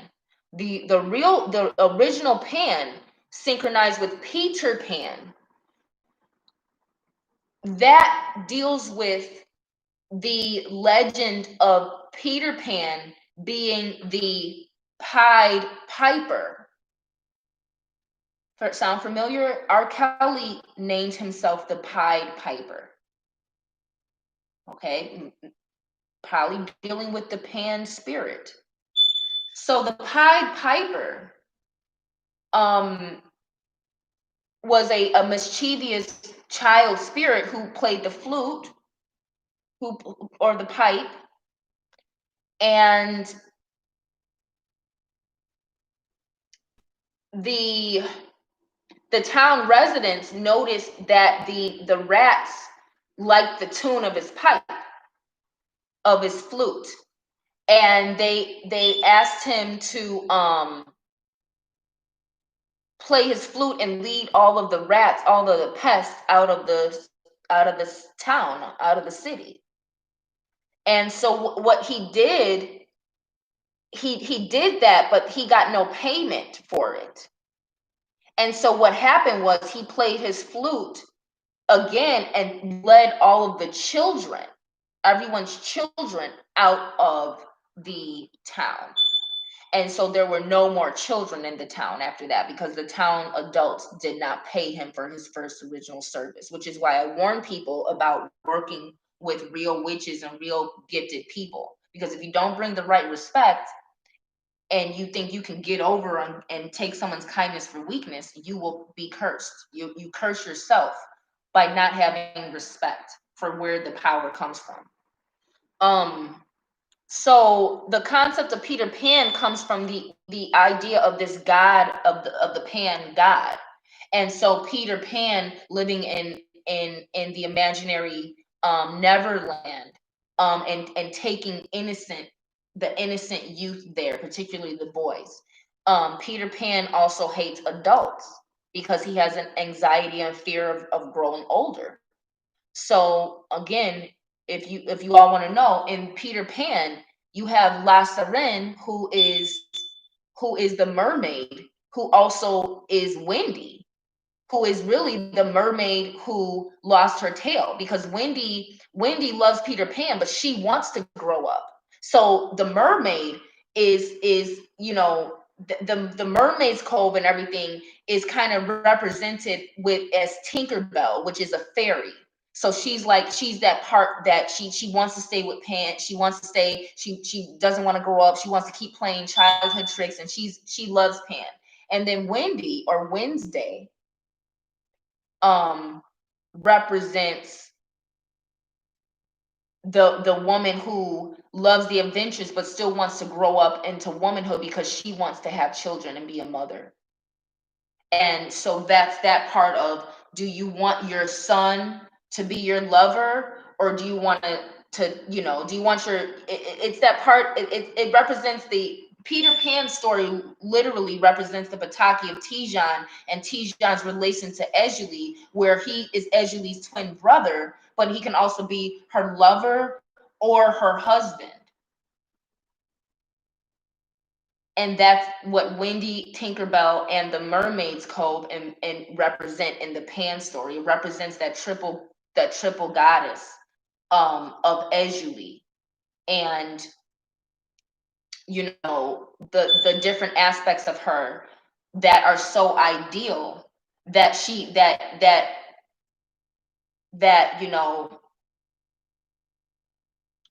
can even take on her own brother as a lover, because her femininity is so ideal. It traverses the boundaries of human concepts of love and the human boundaries that we have for sexual love. And that's why Erzulie has the doll aspect of her, because Erzulie is an inspiration for pedophilia, because her femininity is so ideal. that it can even invoke unclean spirits, or or it can even invoke things that have boundaries in humanity, that are not bound in where she comes from, the seven seas, the mermaid, or the spirit realm. There aren't the same boundaries that humans have on, you know how old you have to be, or incest, pedophilia, molestation, marriage. And Erzulie had to experience the human limitations of love, because she came with pure innocent love and was able to love everything. But because her innocence didn't allow her to understand the margins placed on the human woman, she went through a lot of experiences that give her wisdom that a lot of human women couldn't get either, because they are not desired by men to that level. They are not envied by women to that extent. Um, if you want to elaborate the bones, if you would like to elaborate a bit more on how Pan has entered into your life, feel free to do that. But I want to get to your other question, where you says, are men of this wisdom warlocks or witches? I ask because I'm male and I'm curious of your opinion. Sorry, a lot of questions. Well, don't be sorry, because when I go live like this, it is to answer questions.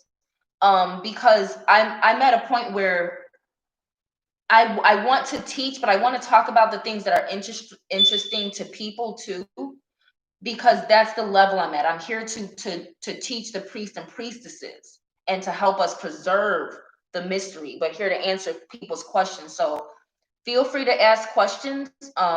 That's why I'm here. Like I tell anyone, ask a question. The worst that can happen is I say I can't answer that, or I may not know the answer, and I may have to point you just to somewhere that does, or whatever. But the worst is I'll just be like, I'm sorry, I can't answer that at this time, or I can't divulge that information.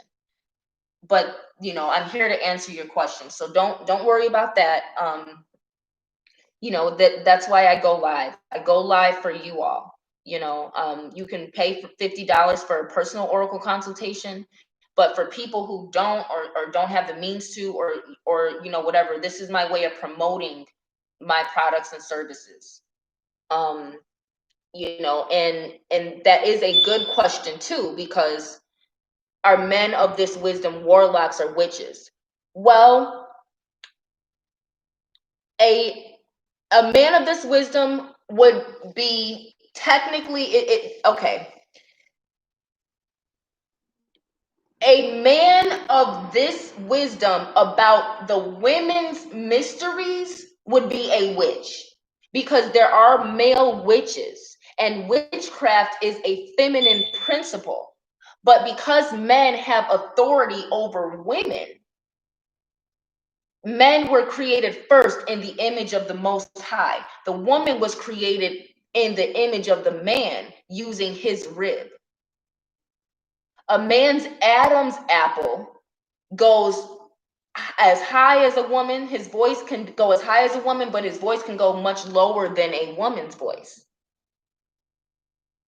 That shows the authority of Adam, of Adam, and the authority of him speaking to the Most High first, and him having the Adam's apple, meaning he had the direct authority and wisdom from the Most High, wisdom not to eat the apple. Whereas Eve did not have that wisdom and authority. She was designed and made for Adam specifically. You see, so when a woman is going against her nature of being made for a man and for his pleasure and for his help, that's when you get women who are dealing with masculine energies, because she's not appreciating or embodying that femininity and that understanding that she was designed for a man's pleasure. And she's not trying to be pleasing to a woman. That's why women, they seek out the mysteries of Erzulie, but really a lot of women have penis envy. They don't enjoy being a woman. They don't enjoy being designed for a man's pleasure. Whereas Erzulie, that doll, that uber feminine woman, she is she represents the ideal, because she is the source of femininity that enjoys its position as subordinate to the man. Whereas most women, they do not like that. They envy a man's authority over her.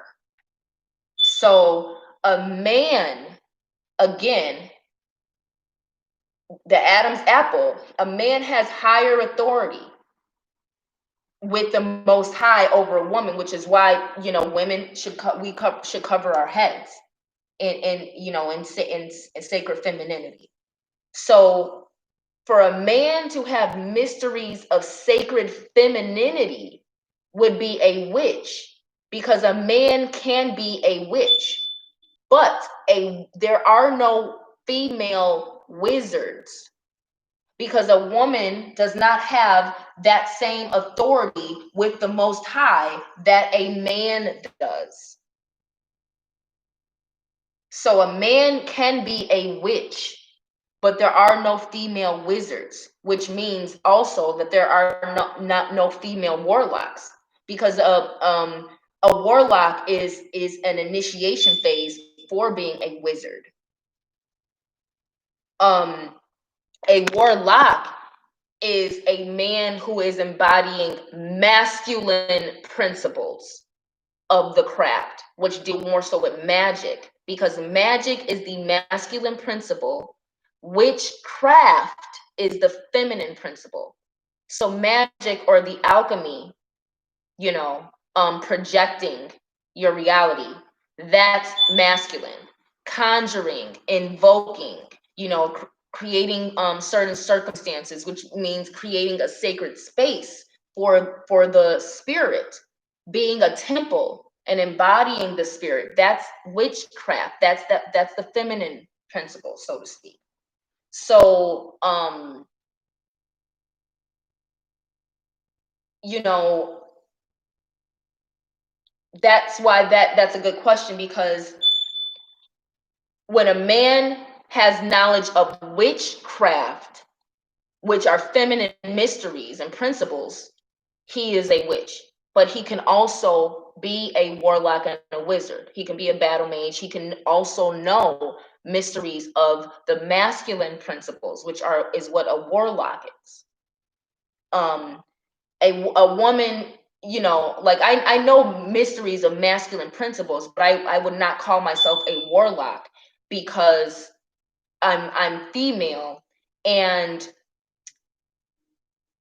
you know, I'm too empowered by the feminine mysteries to relinquish them and take on that warrior energy.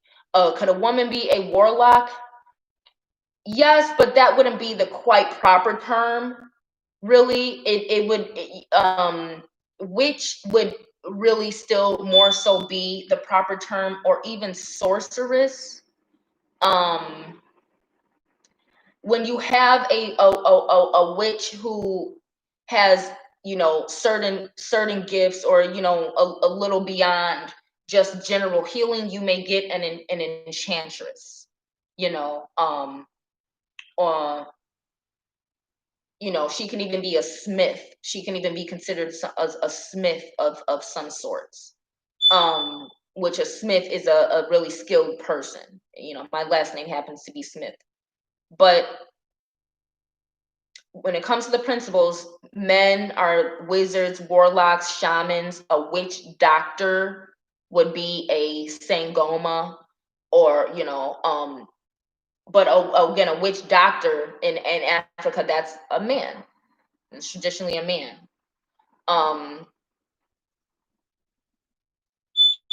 Whereas you would get like a mambo or a hunsis, or um, root work. Root work is something that's only done by women. Obeya, which is a Jamaican form of craft and tradition, that's it's a little more geared toward healing and using herbs and spices and things like that.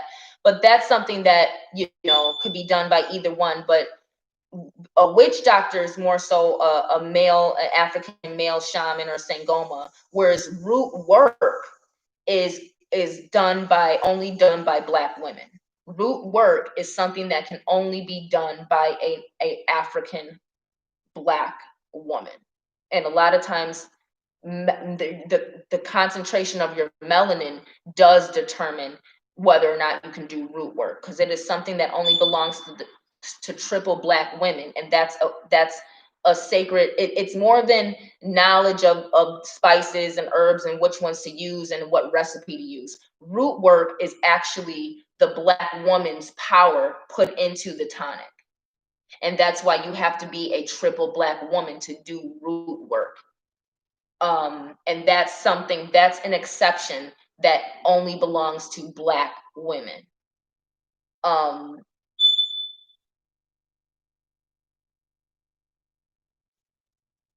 so in terms of Vodun, men of wisdom, of masculine principles, even some that would be that I deal with the Iyami of Soronga, but the male principles that I know, I learned from a warlock.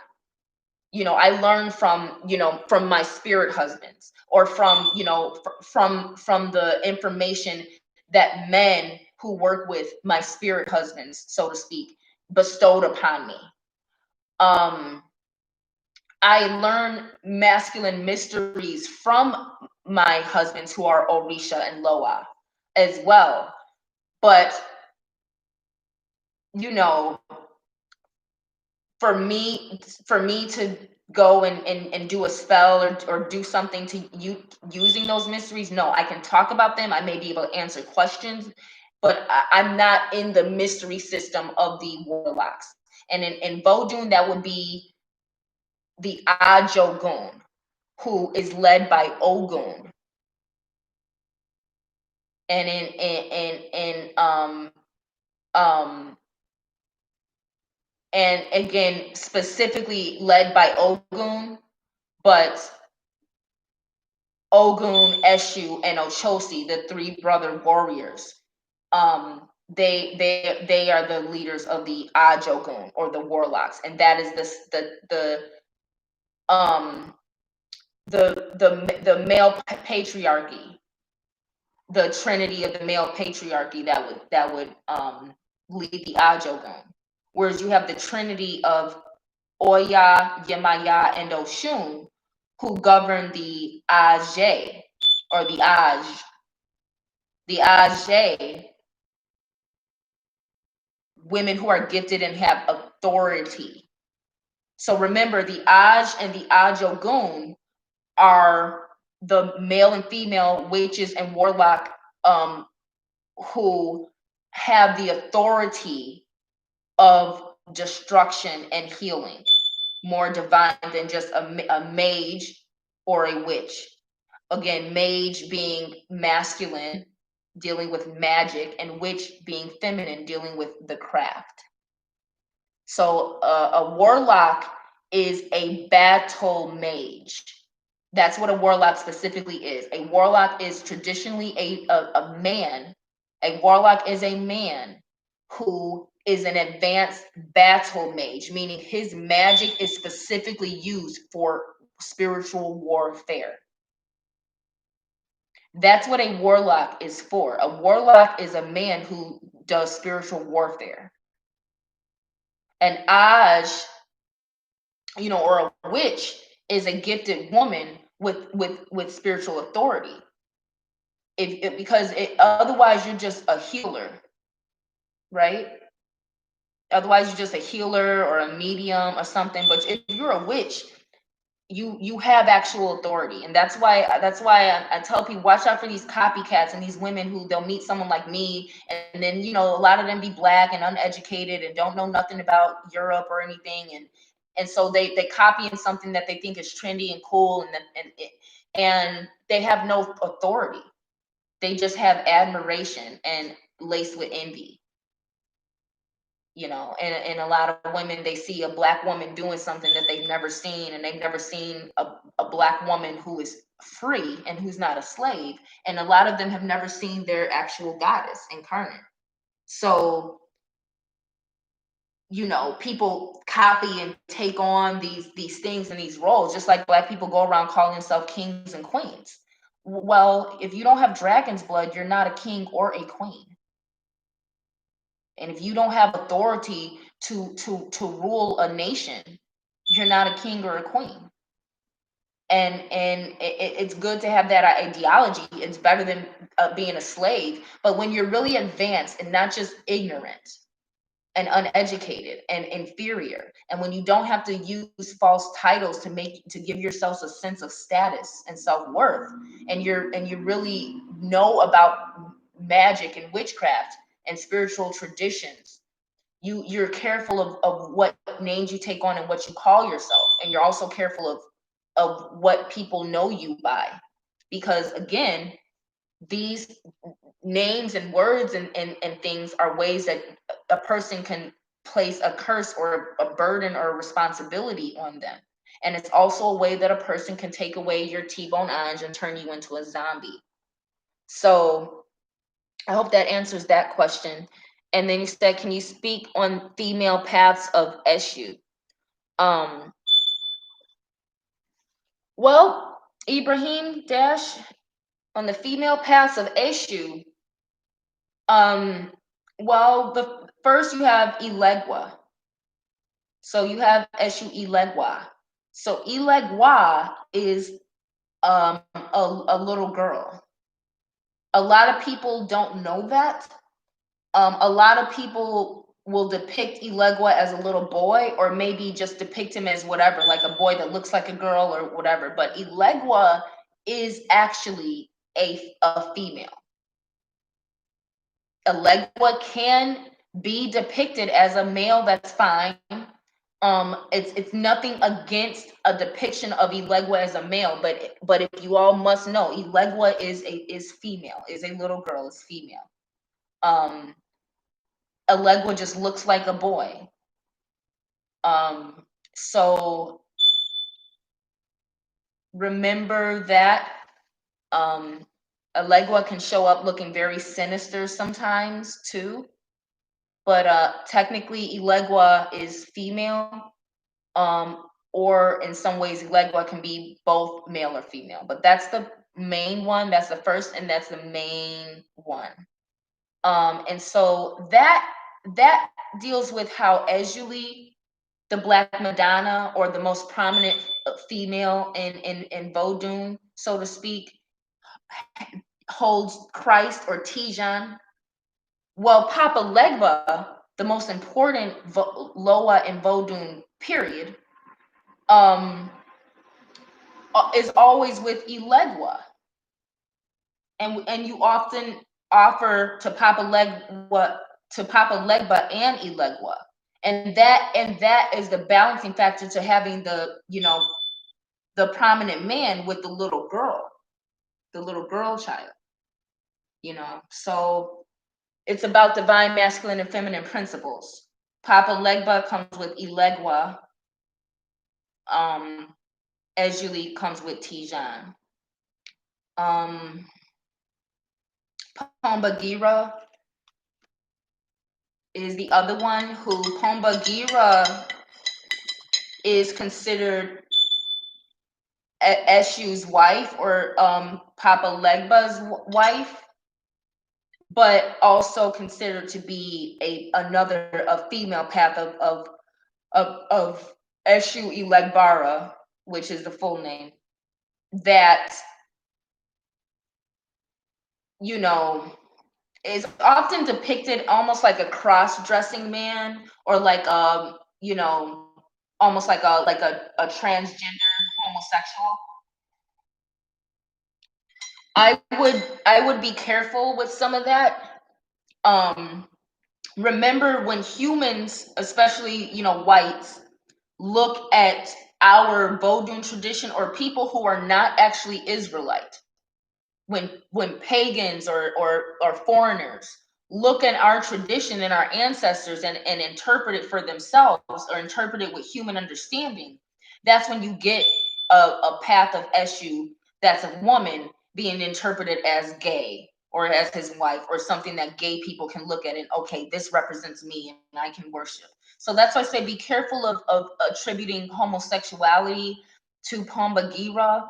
I'm not saying don't, because Eshu would favor the chaos of free will, and people having the free will to sleep with who they want. That Eshu rules chaos and rules free will, choice, chance, and change.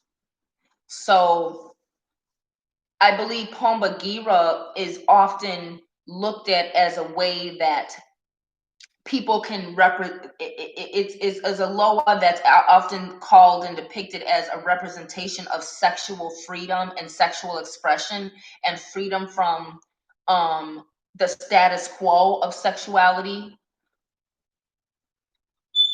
But Pombagira is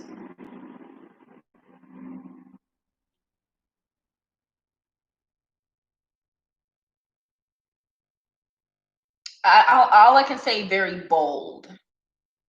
Pombagira is a very bold path of Eshu that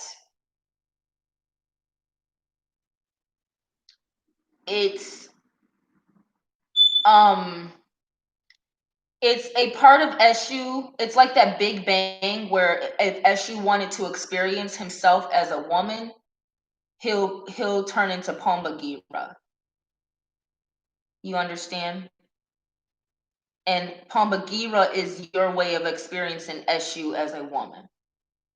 And that's why Pombagira can be very much like Oya or like Mama Bridget, except dressed in red and black and silver, or red, black, and white, red, black, and silver more so. Pombagira, because Pombagira have on some jewelry, some bangles, whatever. But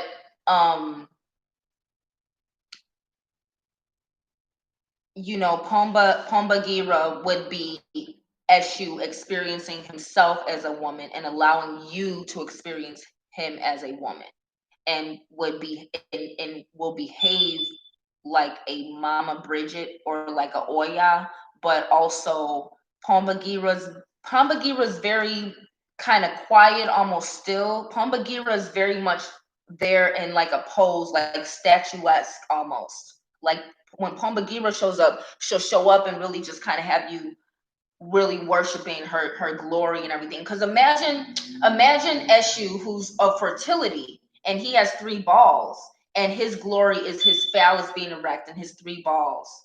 Well, you take that and put a woman, what do you get? You get a woman with big breasts to represent the fertility of the woman, and a woman's glory of being very fertile. A woman's glory of being very fertile is big breasts, big ass too.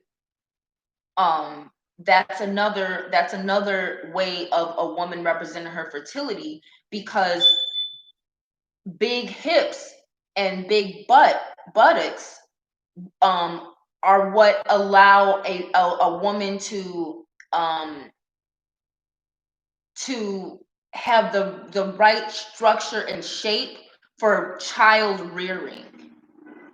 So it's not about feeding the child like the breasts are, where it's more about my ability to bear children, which would be equivalent to a man having a big dick, so to speak, or my ability, and it's more so would be within the balls, because it's not about the phallus, it's about his sperm being viral. um so being able to get an erection is it also symbolic of a woman's shape of her readiness to bear children, and deal with the weight of pregnancy and the burden of it. That's why they say childbearing hips. Of course, a woman's hips are going to spread open anyway after she's dealt with a man, or given birth for the first time, things like that. A woman's body can change.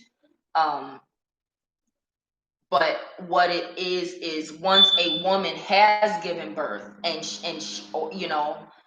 and she's walking different, and it's that woman's pride of, okay, now my hips are big, now my butt is big, because I've accomplished giving birth.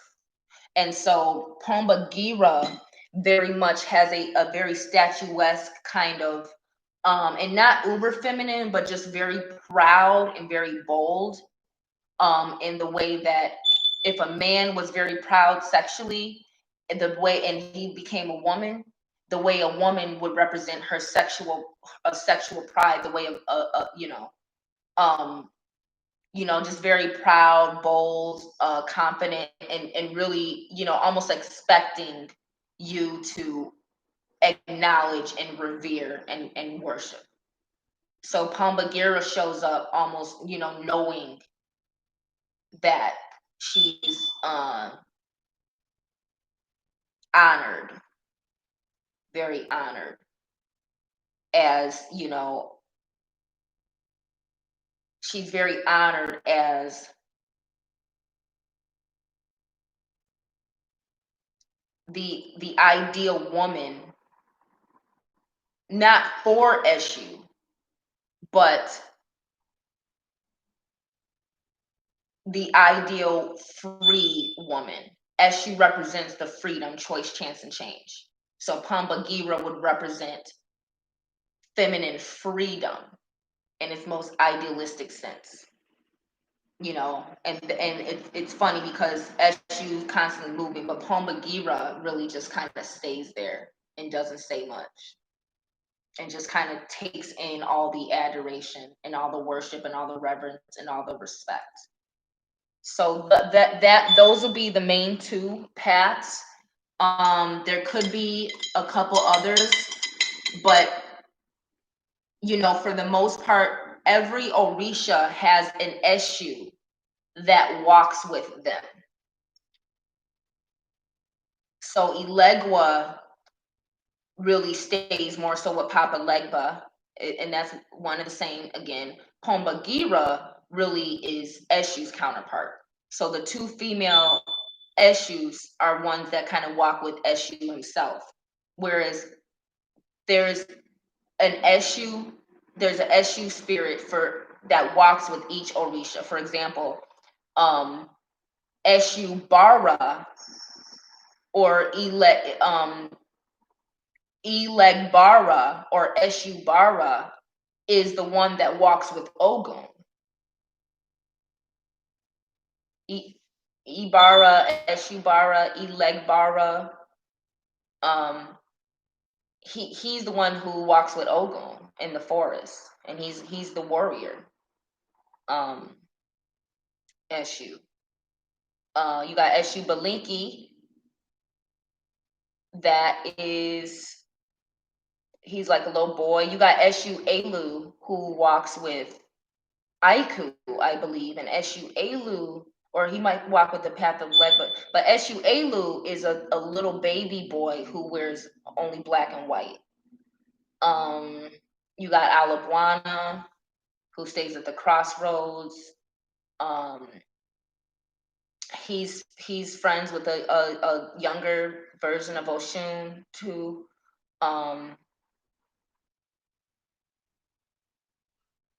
You've got La Royer, who's regal like Shango.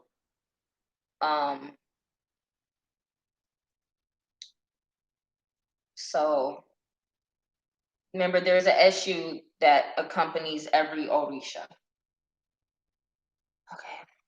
And how do you go about getting a personal reading? You want to get too personal without proper payment? Well, I have my links in the description. You can purchase on Etsy. It'll be $50 in a transaction fee. You can also, if you have PayPal or Cash App, which I have my information for, you can donate to PayPal or Cash App or my GoFundMe. You can make a $50 donation via PayPal or Cash App, and with your contact information, we can schedule it there. I like to do most of my work from Etsy because that's where most of my products and services are. But it's $50 for an hour. And once the payment is received, I'll contact you,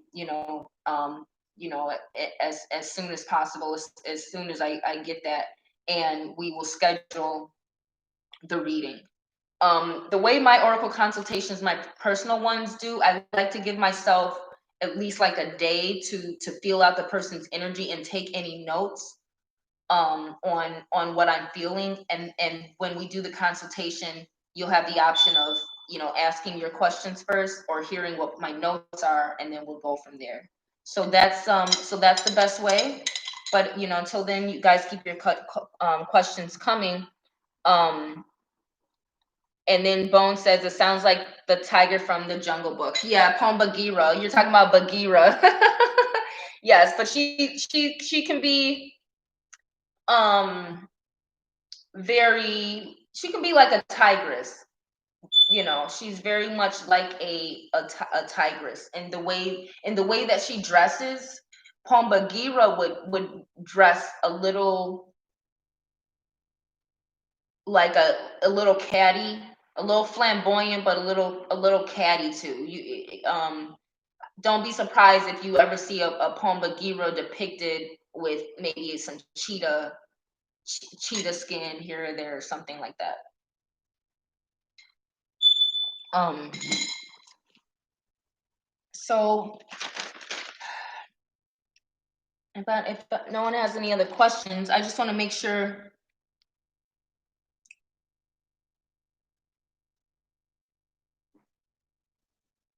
that I talked about as much here. So I'm just going to go ahead and read my notes, just make sure I got everything in terms of white supremacy and Vodun.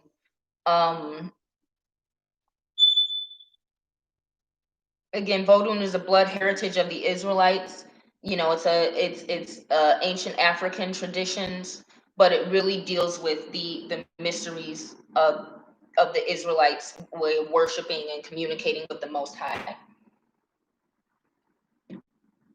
That's why the use of idols and images in Vodun is not traditional Vodun to begin with. It's traditional um, African spirituality, but it's not Vodun. Vodun means the spirit. And so in African spirituality, in ancient Africa, remember, a lot of different tribes were doing idolatry and sacrifice and child sacrifice and things like that. So it's not uncommon to see African spirituality using idolatry, but Vodun specifically, the Israelites did not have idols on the altars. There was smoke, there was the offerings, water, maybe oil, salt, and traditionally candles are really not African. Candles is more a form of European witchcraft, and candles. The concept of a candle in Africa would more so come from the lamps, the oil lamps. And so the use of oil and fire in New Age, you would get a candle, which is wax, but really lamps were used. It's neither here nor there. A candle is still a lamp. Okay. But in more traditional Vodun, it was more about making an altar from natural stone. You didn't even carve your stone. You didn't do all this elaborate. You made an altar. You used what was natural, and you use what you found from the earth and from around you. That's why a true fetish, is something, it will come to you. You don't make a fetish. Eshu will bring himself to you in the form of a fetish somehow. Um,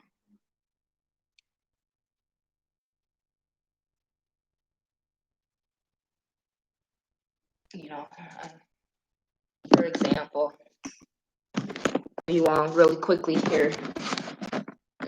As you can see, that's my fetish there. And that came to me when I was doing a ritual by the water. That's my issue fetish. And as you can see, it looks like a fetish. I have a quarter shell on top there, but that actually came to me when I was by the water, and it actually literally, as I was doing my ritual by the water, it literally washed up on the shore, and I went to go grab it, and I realized that it was a fetish like that. Now, of course, it's like a brick that has 2 eye holes in it, but that's something that came to me. Another thing that came to me when I was doing ritual some years ago, I found a heart-shaped wood. And I think I might even have an upload where I show that, but I had a heart-shaped wood that came to me when I was by the water, and it floated up to me as I was doing my ritual, and it floated, and I grabbed it out of the water, and it was shaped just like a heart with the aorta and everything. And eventually, you know, I did a burning ceremony. I kept it at my altar for a while, but I did a burning ceremony with that to cut cords um with corrupted Black masculinity. So that is another thing. When you're really doing Vodun, you're gonna be given information about Black people and about white people that may not be um it may not be socially accepted. It may be controversial, but in Vodun, you know, when you're really doing with Vodun heritage and keeping the bloodline pure and everything, you're gonna be given information about interracial mixing and white supremacy and inferiority of Black people. You'll be given information that will help you defeat white supremacy by taking a responsibility for being a Black person. So you'll know if you're dealing with true Vodun spirits versus the corrupted false ones. Because when you're dealing with true Vodun spirits, they're not going to tolerate white supremacy. They're not going to tolerate it. They're not going to tolerate Black people who will treat other Black people with fear and envy and hatred based on hosting a spirit of white supremacy. They're not, the Vodun ancestors are not going to tolerate a lot of New Age American ideologies. So, and again, you know, that a lot of that deals with, like I said, when you get people who aren't of the tradition of the bloodline, when you get certain people, and when you get people who are not gifted, or or not gifted with spiritual authority, these humans start interpreting spirituality in these new age recessive white supremacist ways that have now created actual egregores. I wanted to talk about that too.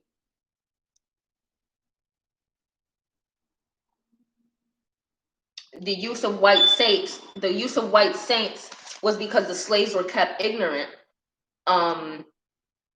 And so the slaves had to use what they could, to worship and to try and understand what was happening to them. And so because of that lack of understanding, that's where the traditions of how the slaves viewed white people and white saints and how the slaves viewed their power. But the rebellious innovation was that universal understanding of spirituality that the slaves also had, and you in taking the white saints and also using that same force against them and calling on the petrol ancestors through the white saints and calling on the ancestors to fight fire with fire, to come to the use of white saints is also, like I said, rebellious innovation of the slaves to say, okay, I want my ancestors to be as brutal as you are to you. So I'm going to use this depiction so that that can go back on you.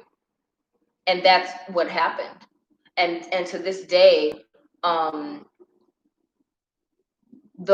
petro or the volatile aspects of our ancestors that came and freed us from the white people are the reason why Vodun is considered demonic and satanic, and it's very demonized, because it scared and terrified white people so much to encounter our African powers that they outlawed it in a lot of different ways. And until white people took it over and whitewashed it and corrupted its power for the white woman to have power over the black woman, and for the white woman to have power over the black man, it was outlawed and sanctioned and everything. And that's why, if you have Vodun energy, real power, not this fake stuff, but if you're a black person who's truly empowered by African ancestors, there's a lot of places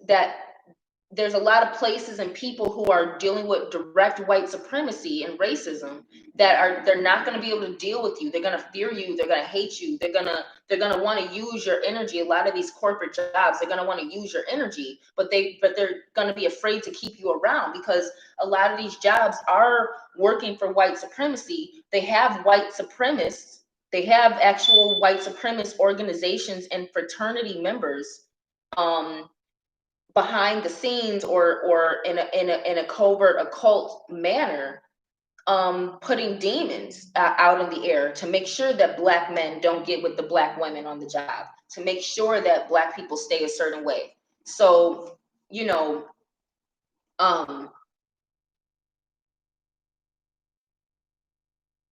the use of white saints needs to be abolished. There may be rare occasions where an actual ancestor will want to use will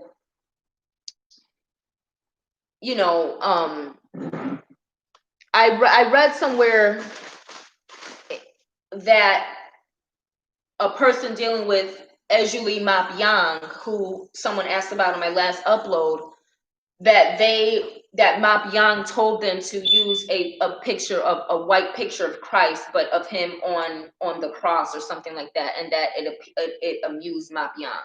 Well, when you're dealing with some volatile ancestors, again, they can enjoy volatile barbarism, brutality, bloodshed. They might enjoy it, or they might enjoy seeing white people suffer. And they understand that putting images of white people suffering, or false images of their deities and things, that can destroy their race.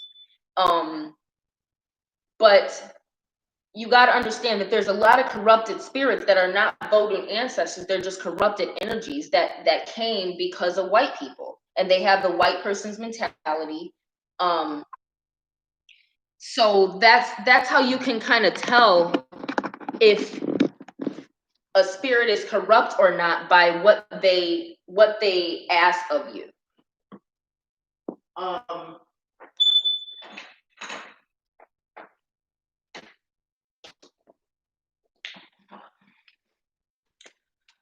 So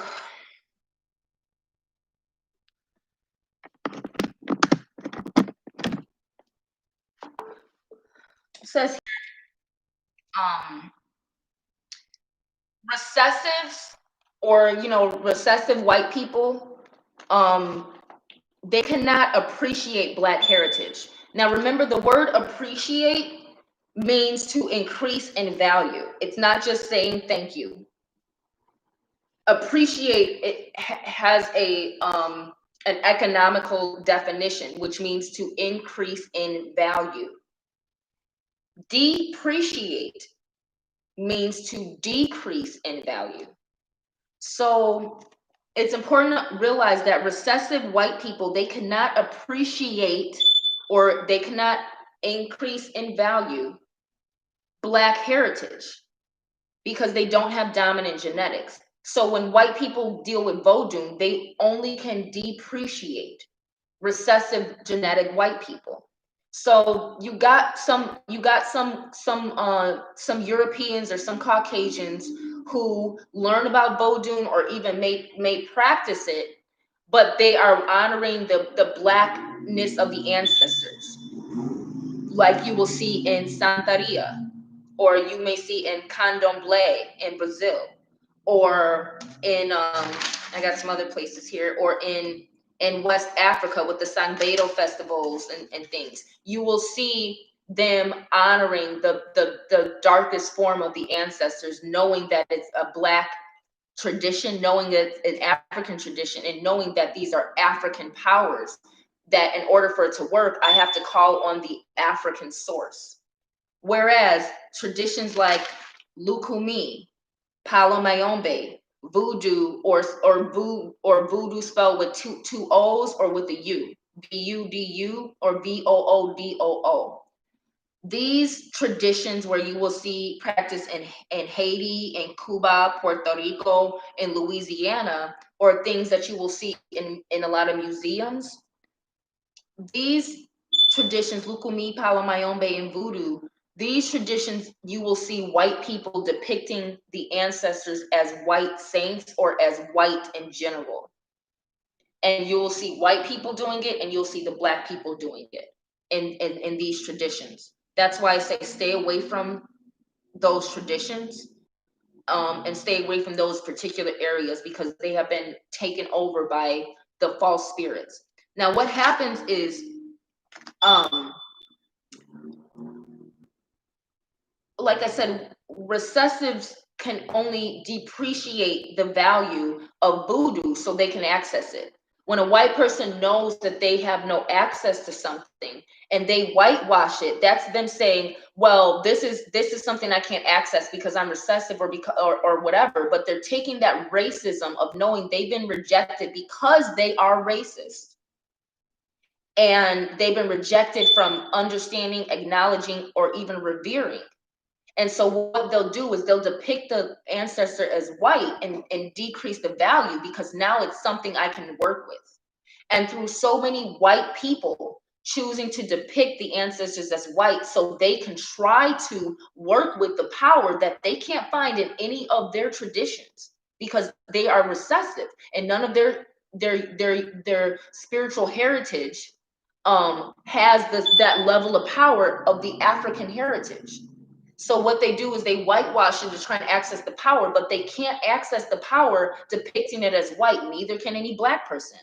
So what they're accessing is the egregore that they have created, or the false, unclean, infiltrating spirit that they have created, not just by depicting it as white and worshiping it personally, but by having people in leadership positions in communities who are white or who are recessive, who are mulatto, or who are slave-minded niggers, and having them elevate white deities as Vodun ancestors and having communities worship in reverence to this white deity. What you're doing is you're creating an egregore, because you can't worship a white deity for a power it doesn't have, and you can't worship an African ancestor as a white deity.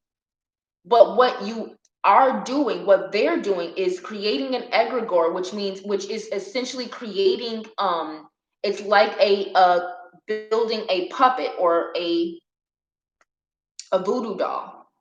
And what you're doing is you're creating an entity that is taking on its own traits because it's feeding off of the worship. An egregore is something that you can create out of your own mind, but the more people, the more energy it gets from the mentality of others, it becomes real. That's what an egregore is. So what we have is unclean demonic spirits of Jezebel and of Satan that have taken over the images of these white Catholic saints and these white people who are the white deities depicting African ancestors. They're taking on that worship, and you're not worshiping the ancestor, but you're now worshiping this satanic unclean spirit that's acting like the ancestor, but it always has been an unclean spirit, but now it has power. Now it has power to be worshiped. And what I'm calling people to get rid of, burn down, tear down. If you want to tear something down, to say Black Lives Matter, go to all these Vodun communities and tear down any depiction of white. And when I say any depiction of white, I'm talking about any ancestor that's depicted as lighter than this. That's this. I don't want y'all confused about anything. You see this color right here? You see this? You see this right here? Any Black African deity that's depicted lighter than this color right here, that's what you need to tear down in the name of Black Lives Matter. Any deity that's less than triple black, any deity that's not this color, that is an Orisha, a Loa, an Egun, a Gungun, an African ancestor, that is not depicted as that color,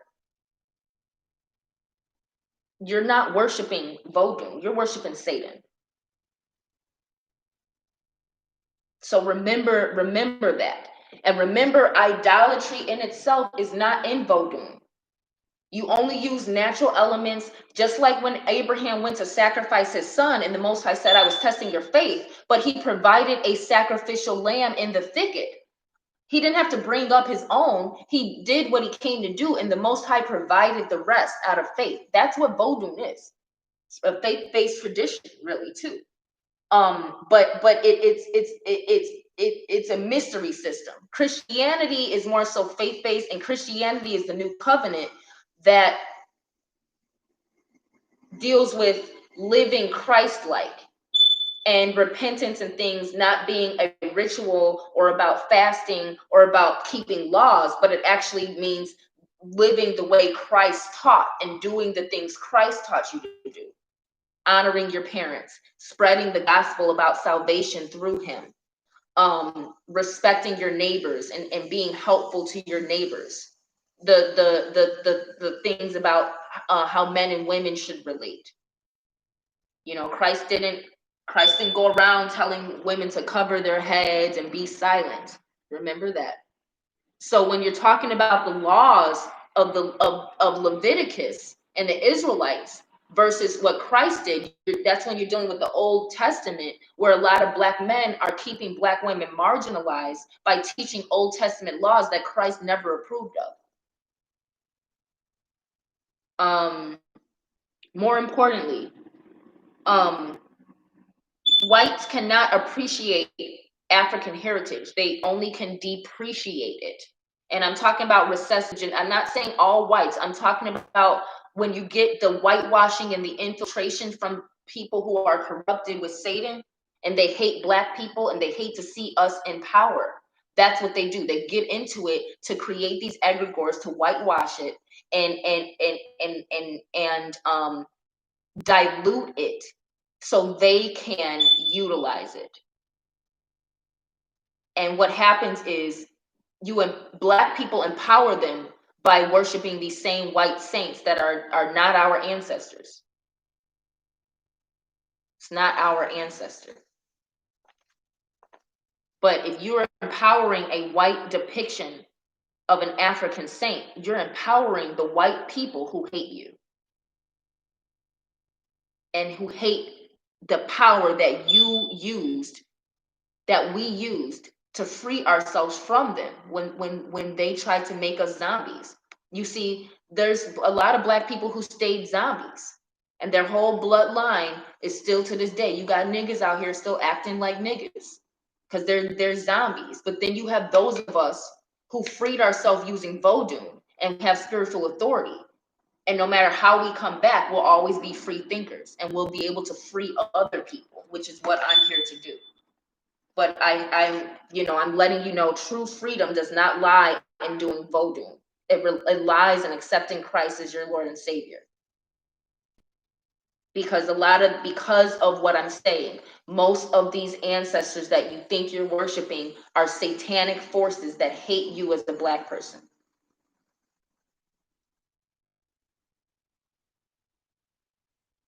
That's why I'm telling you, a lot of voodoo is not going to work for Black revolution with a lot of people. You better off being Christ-like, and to love Black people, because look at what is voodoo, what is, what is African spiritual heritage and stuff. What is all that doing in the way of freeing Black people? Creating a bunch of ego, creating a bunch of copycats, creating a bunch of Black people who have self-proclaimed authority but no real power or ability to actually help and heal other Black people. Creating a bunch of Black people who are given authority in certain communities and certain places, who have no ability to heal, have no psychological expertise, have very little wisdom, and a lot of times have not been chosen by a higher force. They've been chosen by people. And that's what happens when you go look to humans to initiate you and train you and give you authority and tell you you did this and that, and now you have the right to do. When you deal with humans doing that, that's what you get. When you deal with the ancestors, you know, you're going to be rejected by the false prophets.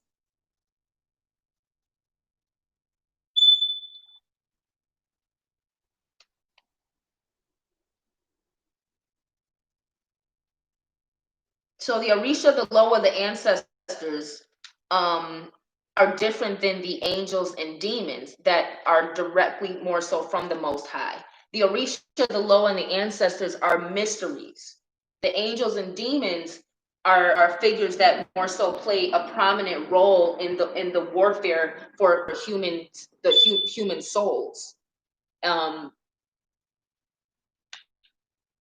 the Orisha are Vodun ancestors that only work with Black people,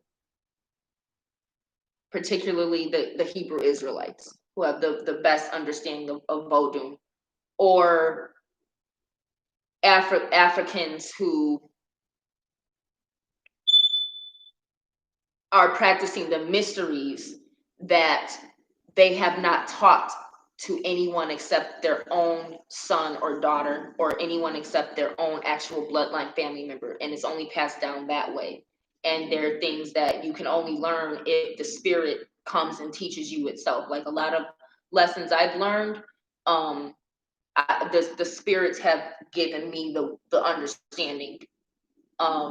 Sometimes a spirit may give you a word or a phrase or something to research, and then you'll find or learn some information.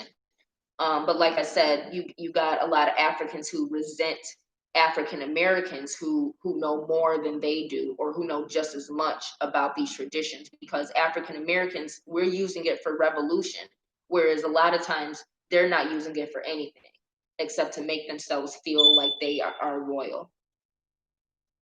That's why Africa does not have as much power as a Black America does, because we are still dealing with the heat of white supremacy, and Africa has done nothing for us. We've had to do it ourselves. The only thing that's done anything for us is Vodun, is the ancestors. We cannot rely on Africans. We can rely on us repatriating back there. Um, you know, but make sure you're actually better off. A lot of Black Americans are too American to live in Africa. A lot of Black Americans are too American to live like an African. So remember that. Stop thinking that dealing with white racism is so bad, because most of y'all can't deal with black inferiority. That would be worse than dealing with a white racist. But you're used to dealing with white racists. You're not used to living like an African. So remember that, you got you got Africans coming over here to live here, get educated here, to fuck these white women over here. So remember, a lot of nations are still coming to America because it's better than their nation.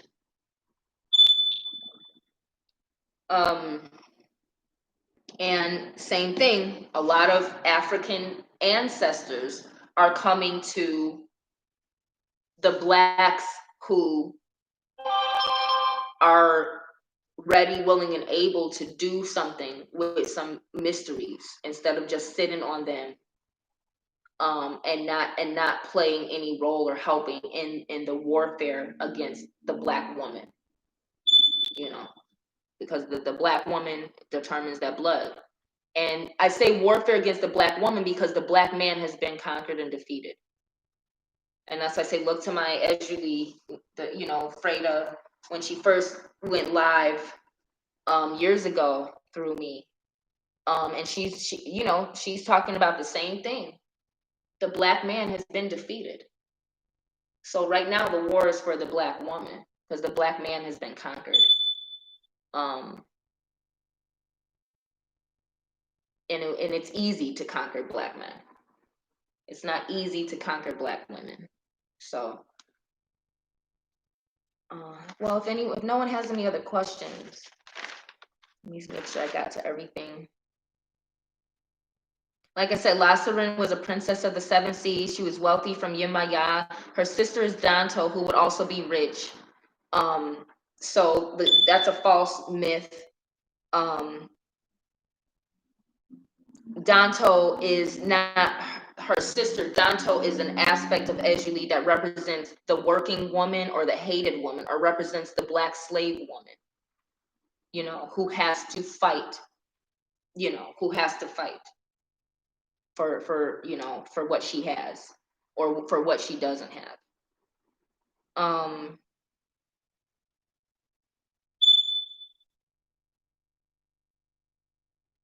Again, Erzulie a lot of times is connected to Oshun, because, and who's also depicted as white because of their being female ancestors that represent love, sex, and beauty, and represent feminine idealism. But Erzulie has her own tribal connection. Remember, in Africa, the slaves came from all different places from the west coast of Africa.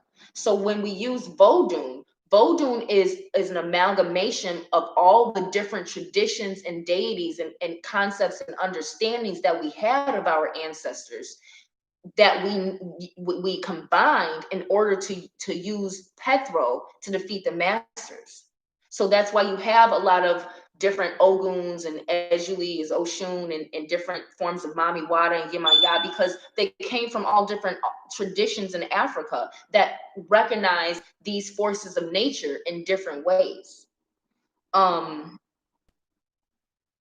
Oshun, she's not so much connected to Oshun, and because they're different regional traditions and comprehensions, just like the Scots and the British Isles and the Druids, they have their understanding of Bridget, and that's their comprehension of how feminine mysteries work and operate. Agwe is another Loa who's often depicted as a white man with green eyes, green eyes and blonde hair or red hair or whatever. Again, this is another thing dealing with white supremacy.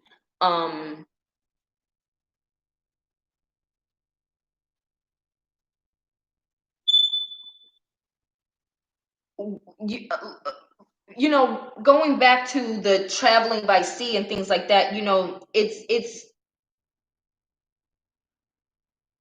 what happens is the African slaves that were given the Catholic saints combined their understanding of their ancestors, utilizing the pictographs that they saw and what symbols represented what powers.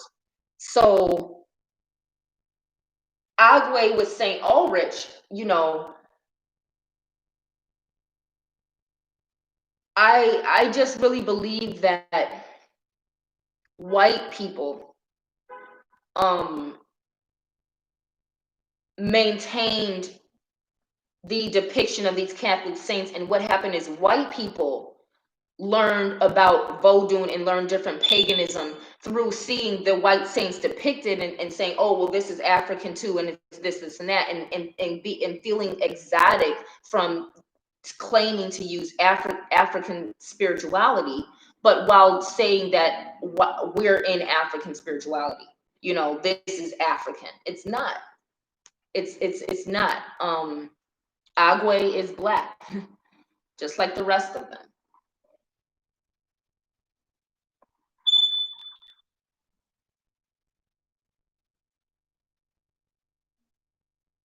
The Congo spirits will come through any host. So you have Rada, air; Congo, water; Petro, fire; and Santaria, which is earth. And those are the different elemental traditions. The Congo is the most ancient, and the Congo spirits will come through anyone, because the water is the same water that's recycled on earth, and the water has no enemy, because fresh water we all drink. And because of evaporation, all the water on the planet is the same water that we're all essentially sharing in some form or another. So the Congo spirits, and the concept of the African proverb of water has no enemy, means that the Congo spirits go off of the blood, and off of, again, water deals with that intuition and that feminine energy of the mother. And so the Congo spirits is basically the mother's consciousness overriding you know, the intellectual, um the intellectual mystery system being preserved through the blood, whereas the mother overriding the intellectual, using the feminine element of water to go with your heart. And that's why the Congo spirits will bless and come to and visit a person of any race. But it doesn't mean that this person's now like doing voodoo or whatever. They may work or have learned something about the ancestor, but that's because the Congo spirits go more specifically off what's in your heart. Because the Congo spirits also understand there was so much racial mixing during slavery, that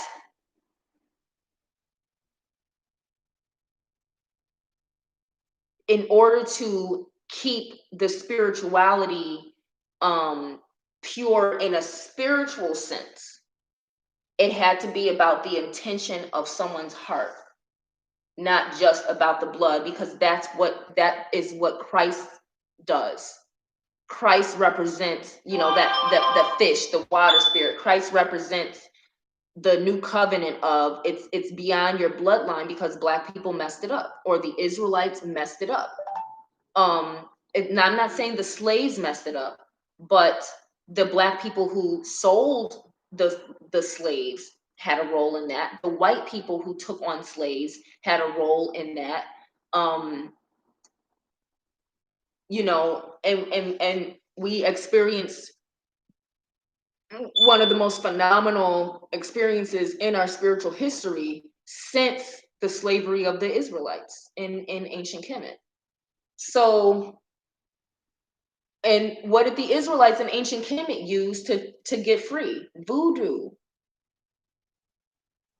splitting the Red Sea, turning the staff into a serpent, hitting the rock and water coming out in the middle of the desert. Um, the plagues, that was all voodoo that the Israelites used to free themselves from the slavery in ancient Kemet in Egypt. And that's the same voodoo that will free black people from the mental slavery of self-hatred and loving your enemy, loving white people. What is a good staple ritual you suggest for regular use? Praying over your food. Pray over your food. Say the prayer that can be found in Matthew chapter 14, I believe. But it, the Lord's evening prayer. That's the best ritual. Pray over your food. Give thanks to the Most High for your daily bread. You could say, Lord in heaven, hallowed be thy name. Thy kingdom come, thy will be done, as in heaven, also upon the ground. Give us this day our daily bread. Or you could say, thank you for this daily bread, or thank you for this evening meal, and forgiveness of our sins, which was Christ being the blood sacrifice, as we too have forgiven our debtors. Let us not fall into temptation, but deliver us from the wicked one. And then modify the prayer, pray for whoever you want, or pray for whatever you want. And in Christ's name, amen. You must say the prayer in Christ's name, because Christ is a mediator. Just like Yemaya gave us Oshun and stays in the lake, the Most High gave us his only begotten son, Christ. And that's who you have to deal with, because Christ is now the judge. So if you pray and are not doing it in Christ's name, you're still on your own. But if you pray in Christ's name, your prayers are guaranteed to be heard. So that is the staple ritual that I suggest for anyone and for everyone. Pray over your food. Get used to giving the Most High gratitude for the things that you have, and get used to appreciating the things you have and appreciating the Most High for it. Get rid of idols, get rid of false idolatry, anything depicting something in the land, sea, or sky that you have at your altar that you're offering or worshiping to. Be careful of that. Don't have any depictions. It's better for a Black person to have Black ancestors. It's better for a white person who wants to honor African spirituality, again, to have Black ancestors, no lighter than this. But the best thing would be for you to have no images of anything on the altar, and just have water, salt, a bell. You can have a candle, or you can have incense. So the bell for air, incense for fire, salt for earth, and water for water. You have the four elements. You can arrange them, but that's basically acknowledging the Most High's power and energy in a material way. And that way you can meditate and pray, and you don't have to worry about a clean spirit manipulating you into continuing to worship a false egregore of Satan. And again, just because your African ancestors are depicted as Black or triple Black, it doesn't mean there still can't be unclean spirits misleading you into idolatry instead of actual voodoo. Because again, voodoo deals with the spirit. So if you're offering, and you got an idol, an image, or a statue, and you're offering food and offering this and blood that or whatever, that's idolatry. That's why it's important to know how to do, because if you're just offering stuff and then you're getting unclean altars and you leaving food out, and and you get insects, and that's what happened when pagans were worshiping false idols. But the Most High is clean and pristine, and cleanliness is next to godliness. So if your altar looks too cluttered, if it looks too much like a shrine, if it's having too much on it, left out for too long, be careful of that. It's okay to do rituals like that in the Vodun context, maybe once every so often. For some of y'all, just maybe once a year, or maybe once every season. But honestly, for a lot of you all, A lot of you all are dealing with so many demons, and so many of them have corrupted and taken over so much of your space, where you've got an altar here, an altar there, and this for that and that for that, to the point where you don't even live in your own home, because everywhere in your home is an altar for something else, and you don't live there. And the more you do that, the more altars they're going to have you set up, until your home looks like a hoarder lives there. It looks like a hoarder's museum or something. um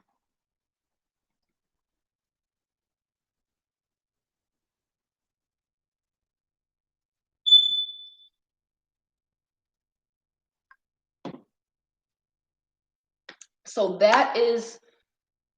um that's something to please watch out for, and that's why started talking about Vodun, biblical Vodun, especially for Black people, because it needs to be used to overcome racism. And in order to do that, you have to be accountable for how you think and how you act and how you behave. And Christ can do that, because overcoming racism will allow you to actually unite with a diverse people with that knowledge of self, and from a position of power and authority and position of self-respect, but humility to the Most High. And a position of, when you respect yourself and your race, you can really respect another person's race, and not look at them with envy, with jealousy, with inferiority, or from a victim state, or from a superiority complex. But you can really just appreciate the diversity that the Most High created, and respect it, and respect it. A lot of white people cannot respect Vodun, because it has nothing to do with them. And when it does, it's volatile toward them. And if a white person can't respect that, that means they want to see Black people in slavery. There are white people who can respect it and who can respect slavery and don't have white guilt, because they know they're not racist. All these white people marching, they're racist. Anyone who has that level of white guilt, it's because you know you're racist. It's better than not trying to repent somehow. But the recessive genetic does not have the ability to love the Black race, because it's in that state of survival, which is the root chakra. So with recessive people cannot love genetically dominant people, because their whole purpose is to survive. And that means they have to be a parasite to us, because of the recessive genetics. It means that their genetics will not survive in the grand scheme of things, unless they keep white supremacist structures, which is mass murdering Blacks, getting Black men to give their seed to the white woman, erasing Black women or eliminating Black women, unless more slave labor is needed. So I'm gonna get going soon if no one has any questions, but I just want to leave with this: be careful of who you listen to. A lot of Black people don't know what Vodun is, or what it's about, or what the true mysteries of the ancestors are. Be careful who you talk to about it and who you let in. Um, White people are not in Vodun. And if a white person wants to learn from a place of respect, Papa Legba will get with them, or Erzulie Dantor will get with them. Um, but it's not for Black people to go around appropriating Vodun for white people to feel better about themselves. It's not for Black people to go using white saints in this day and age, despite the fact that Black people are still under the thumb of white supremacy, because Black people in America have been slaves longer than Black people in America have been free. from slavery. So remember, Black people in America, um,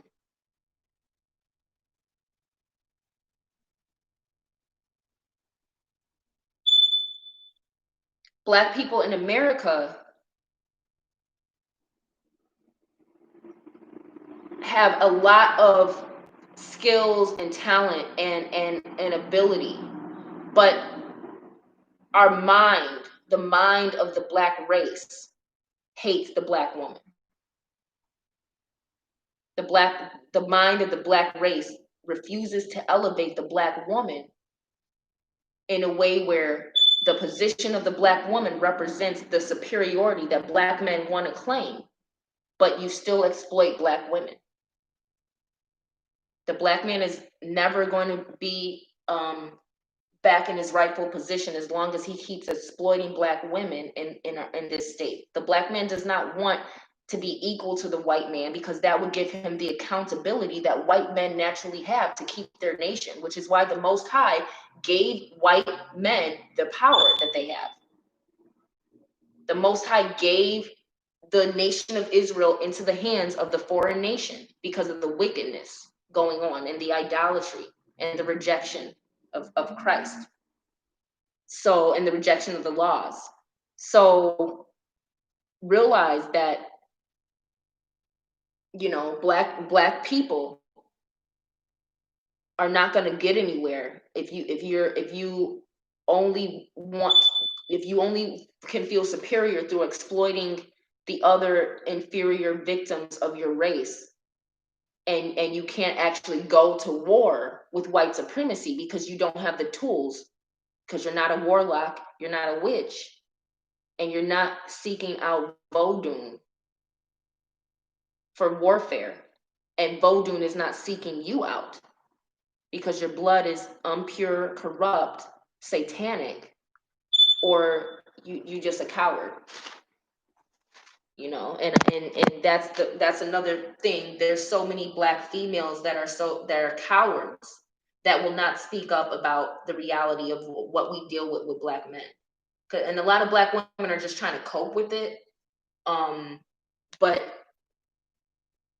you know, Vodun is matriarchal, and what's happened to Black men being null and void and becoming an enemy to Black women in a lot of ways. And again, this is very spiritual too, but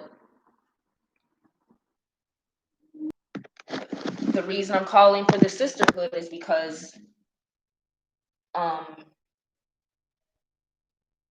Erzulie has been warning Black women about Black men for some time.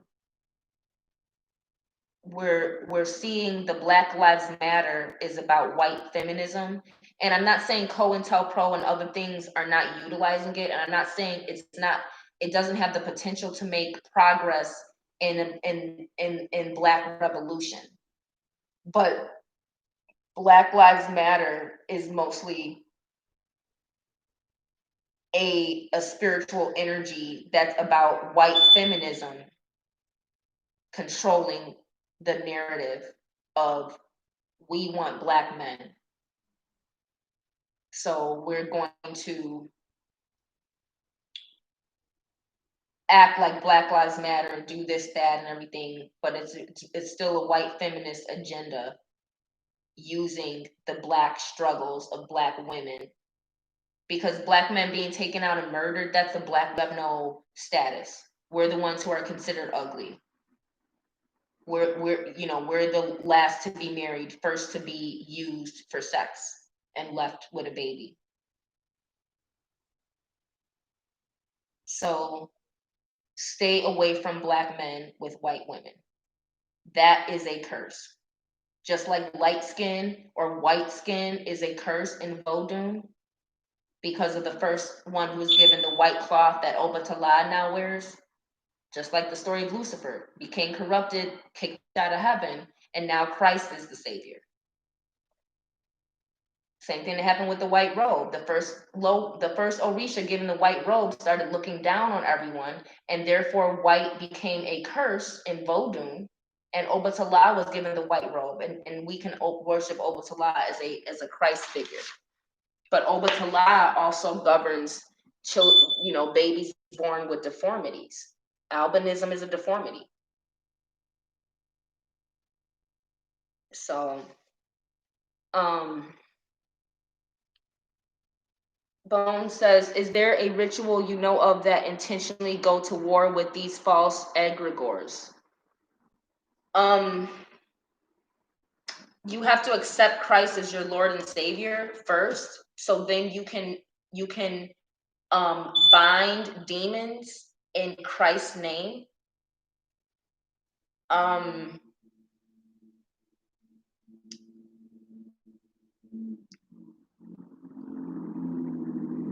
I'll say this. My exorcism kit, I will have exorcism kits ready soon, and it will include my 7 main products that are designed to get rid of unclean spirits. My Black Rose exorcism soap, also a charm of my Red Velvet soap and my Moonbeam soap, just for subsequent use.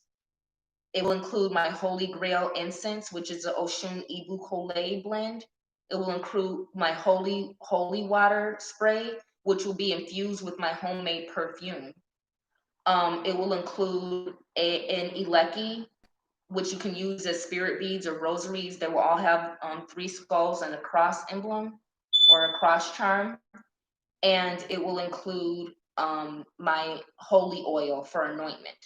And it's like it's got 7 oils, essential oils, and a lot of fresh squeezed lemon in there, and that's for general skin health, things like that. But it's an anointment oil too.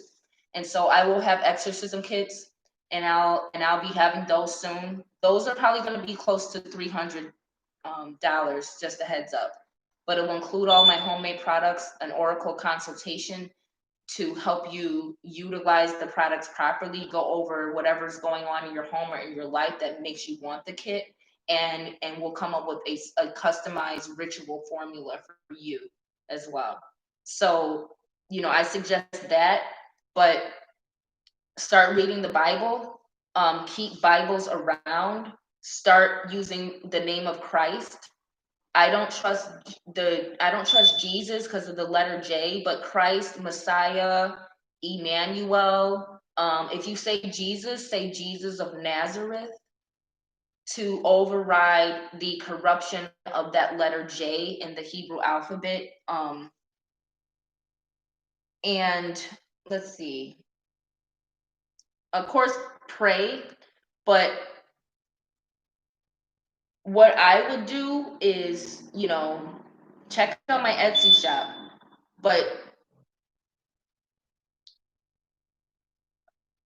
after this upload or later today, I would pray to the Most High, pray for truth, pray for revelation, and pray for any false, unclean spirits to be revealed and eliminated, and see what happens within a week. But give it like 3 days to a week and see what information you get, what items in your home break, or you may get a dream or insight that there's certain items in your home to get rid of. And it doesn't just have to be a certain item that represents idolatry. It could be pornography. It could be a TV show that you're watching that's corrupting you, or you're feeding too much into things. It could be some music. It could be something someone gave you.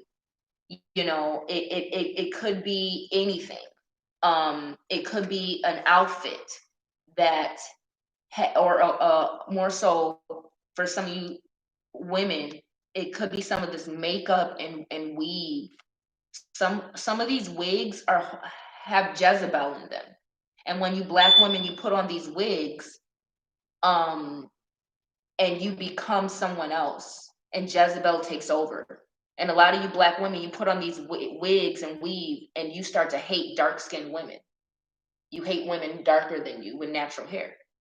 So some of you sisters, a lot of that is going to be in the cosmetics that you wear. If it's not a medical cosmetic, if you haven't gone bald from alopecia or cancer, you know, or something like that, watch all the Jezebel attire. Um,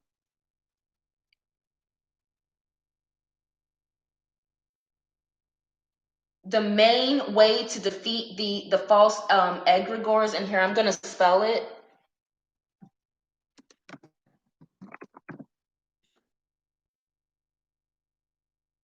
And so you can look it up and understand what it is.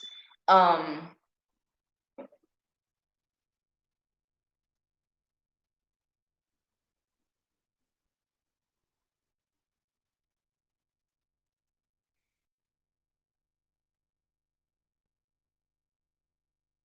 like I said, get rid of any depictions of the ancestors as white, and be mindful of any information that you research that teaches that this Loa or this Orisha is white.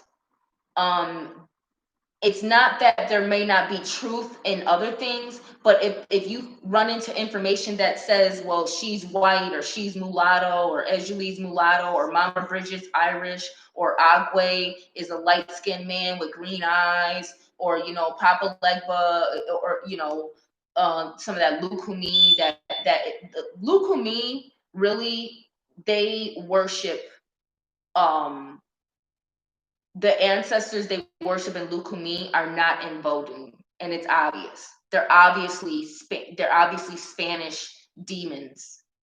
So Lukumi is not Vodun.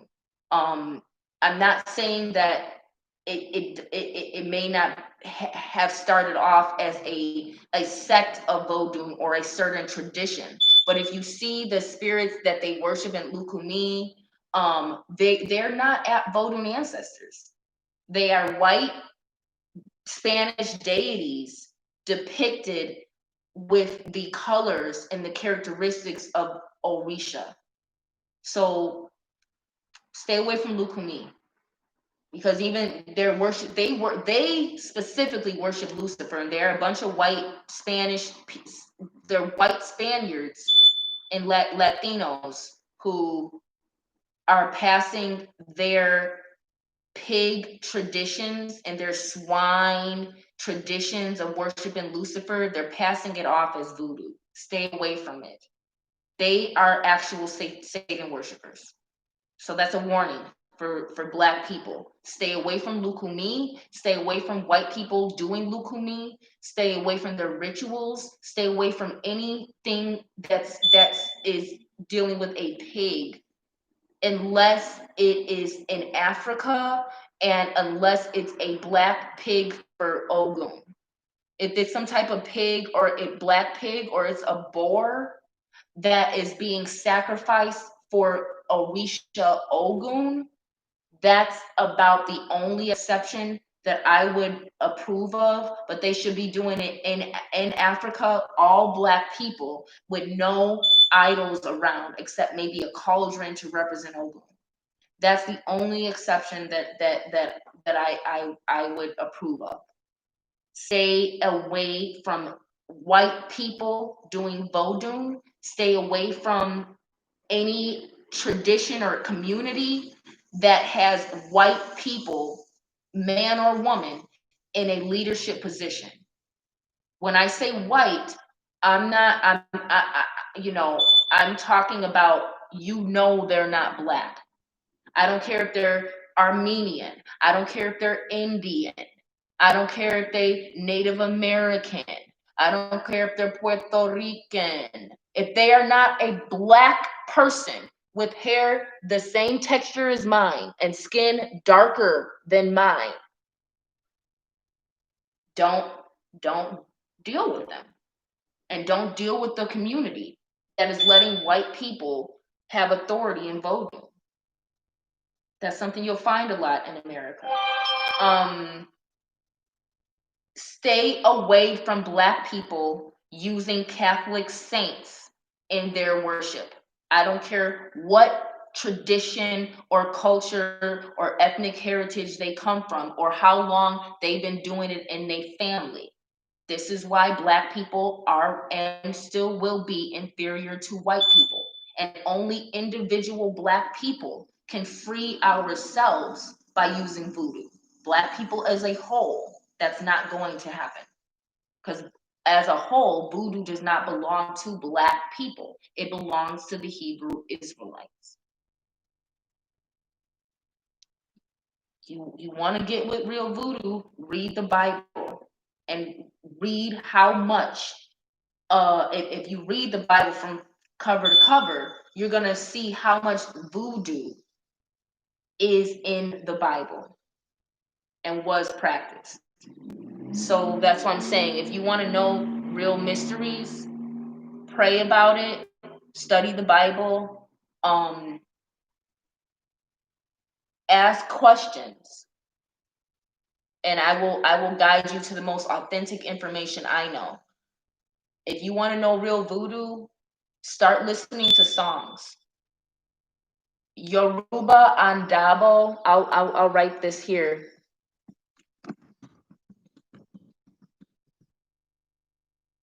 Yoruba and Dabo is a good group where you can watch their songs and watch their videos to get a really good depiction of the Orisha from a Nigerian traditional perspective. And then from there you can kind of branch out. With the Haitian traditions, it gets real deep and it gets real into slavery, but you got to be careful because there are some really volatile, unclean spirits in the Haitian tradition that it's not about defeating white people. It's just they're just bloodthirsty, evil, unclean spirits that will molest you under the guise of helping you defeat white supremacy or under the guise of getting you empowered as a Black person, but they're also unclean demonic spirits that are just bloodthirsty and chaos thirsty. So that's why I'm warning you all, if you want to do it the best way, read the Bible and find out all the stuff in the Bible that they kept you from learning during slavery. Because the Christianity is not something white people gave you. It's actually something they prevented you from learning about on your own. They miseducated you about it, but they didn't give you Christianity. That is your heritage as a true Black person, especially an Israelite. So all right. Bone says, so are you racist? That's one of those questions that if you've been listening to me this whole time, you'll know the answer to. So that's one of those questions that's coming from an unclean spirit that wants to change the narrative of the lessons. So, you know,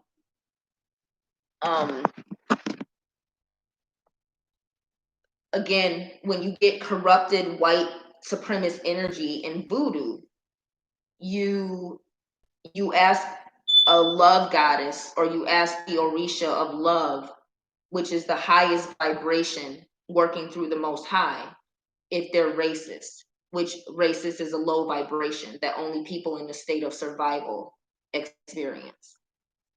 So remember what vibration racism holds. It's low intellect, it's low vibration, it's a state of survival, it's the root chakra. Love starts at the heart chakra and goes upward. Racism cannot get past the sexual chakra. A racist cannot vibrate higher than the sacral chakra, which is the sexual chakra. Sex is another form of survival. So you have your root chakra, which is at your tailbone, at your base, is red, and then you move up to the orange chakra, which is your sexual chakra, which is where it's where your sex organs are held. So the sexual chakra is that's the highest vibration a racist can get, which means they are in a state of survival, which is a state of fear. The root chakra is a state of fear. The sexual chakra is a state of instinct. So that's your survival instinct. So racists can't get past the sexual chakra, which is even their sexual instincts are for survival, which means a lot of interracial dating is not about love, because a racist cannot vibrate past the sacral or sex chakra. So a lot of interracial dating is about the survival of the recessive genetic. It has nothing to do with love. Instinct of the recessive genetic Caucasian to survive through mating with a genetically dominant human being who was never a Neanderthal or Homo sapien or whatever. We were always human, aboriginals. So again, a racist is either acting out of survival where you're afraid of what you don't understand and you're fighting for resources, or you're afraid of your own genetic annihilation through having dominant genetics override the recessive genetics. And so you want to dilute the dominant genetic, or you want to inject or be injected with the dominant genetic so your offspring survives instead of dies off.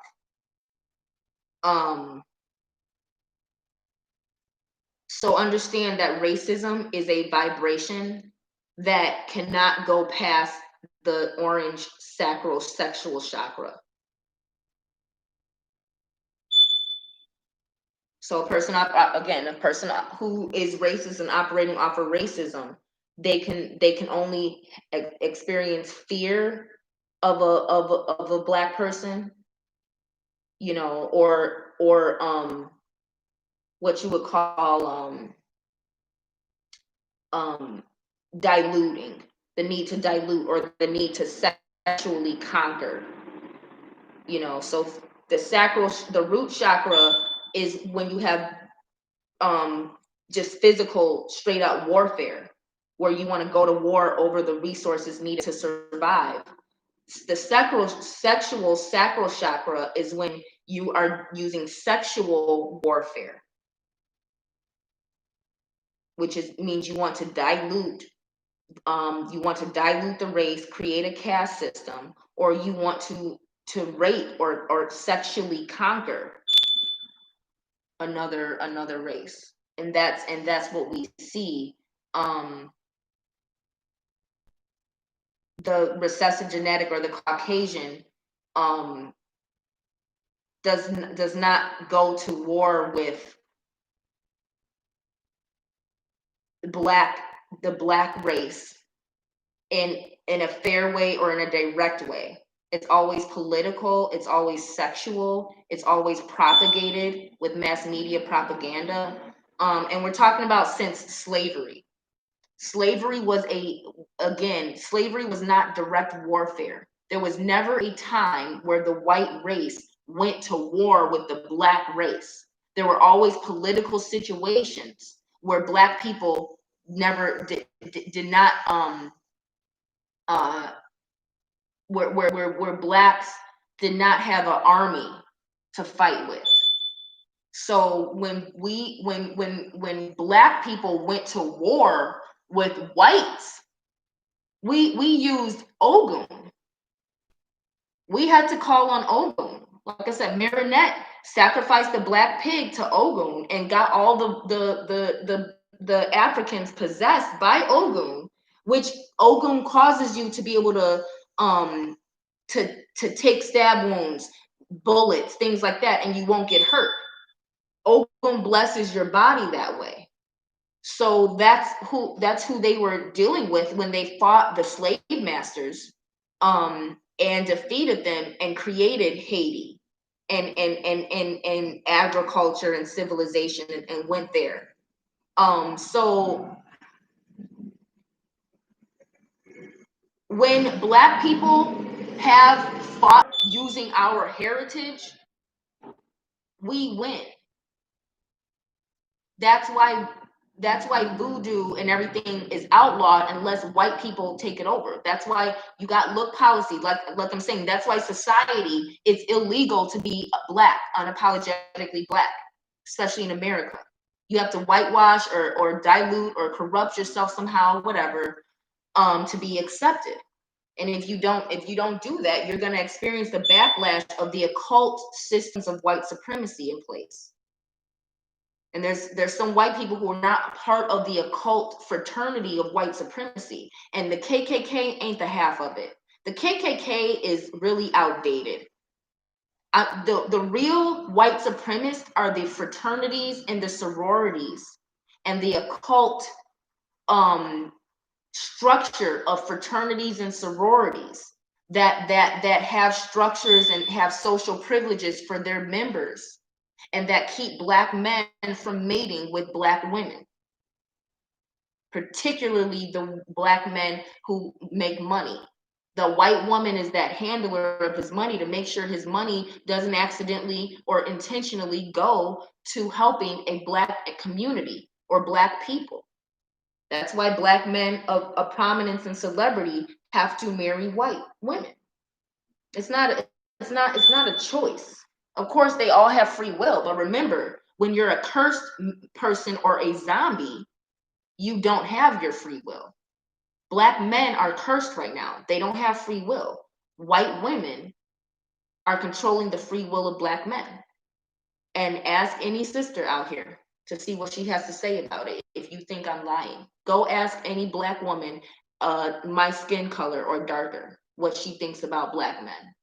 I don't care if she's married. I don't care if her father, her brothers are black, this and this and that. You go ask a dark-skinned black woman who is a free thinker about black men, and you will understand that real black women know what I'm saying is true. Most sisters are just like flamingos. They want to bury their head in the ground, like ostrich, I mean.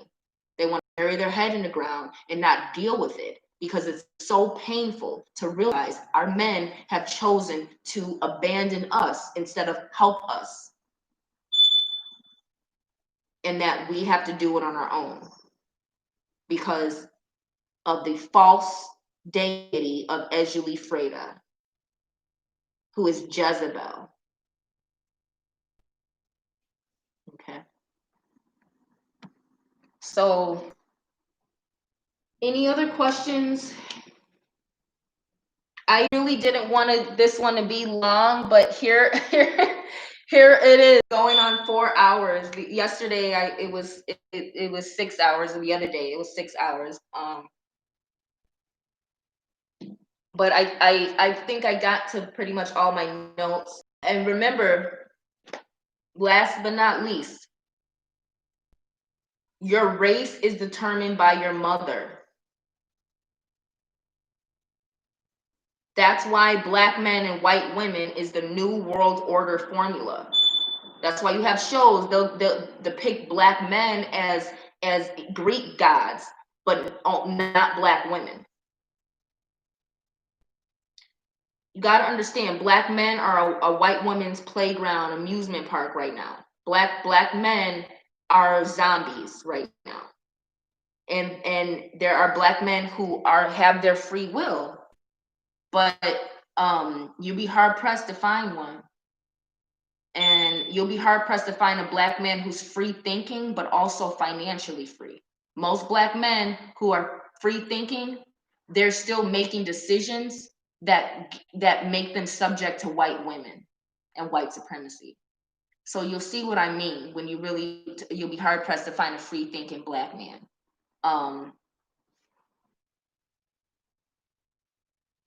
You want, and sisters,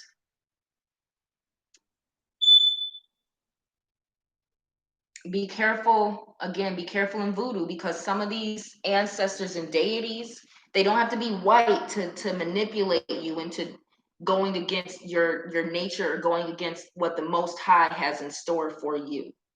And that's why I warn black people, figure out what you're getting into this for, because a lot of you have destinies that have nothing to do with becoming initiated in Vodun. And that being initiated in Vodun, has nothing to do with your actual destiny and the actual gifts that you have that you should be using, and instead of trying to utilize and earn and pay for gifts that you are jealous that someone else has. You know, Black people are love to try and copycat each other and everything, because a lot of Black people won't do something until they see another Black person doing it. Most Black people are not brave enough to do something everyone else isn't doing. They want to do what they see other Black people doing, or what they're told is something that Black people do. And then they see a Black person doing something outside the margins of for Black slaves, and now they think, oh well, that Black person can do it, they're Black, so it must be easy, you know, because we have low standards, and we always think low of each other. So a lot of Black people, they'll see the other Black person doing it and say, well, oh well, I can do it too, because if a Black person's doing it, well, you know. So that's that slave mentality. And voodoo is not something that you should do because you're Black. And that's why I'm here to, as Black High Priestess, to let Black people know how to really deal with this stuff, as best that I can. Because again, there's so many Black people that know nothing about white people and white supremacy, white dating, and white society. And if you don't know anything about your enemy, how can you defeat them? If you know nothing about your ally, how can you respect them? So I'm just here to, do my best. So any other questions?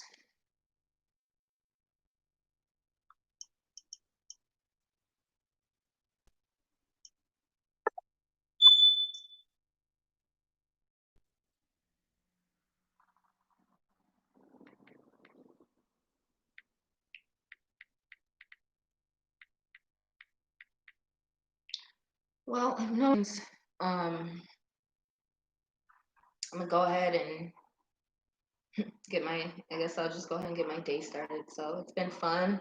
Um, check out the links in the description. Check out some of my other uploads, where Erzulie is speaking through me, or some other ancestors are. A lot of my older uploads have been banned, and that's why I say, there's a lot of YouTube censorship and things. So be careful of being distracted by popular people who have no real information or mysteries to share, and have no wisdom to offer their audience. Be careful of people who are too concerned with getting attention on them than actually feeding their audience some food, for some nourishment for thought that they can actually chew and digest, and heal from or learn from. There's a lot of people who they just want attention. They really just want attention. um I think people want attention more than they want money, which is why they don't, not promoting you know their products and their services and their skills as much as they're just getting up there talking, just to make sure people are still paying attention to them. Be careful of people like that.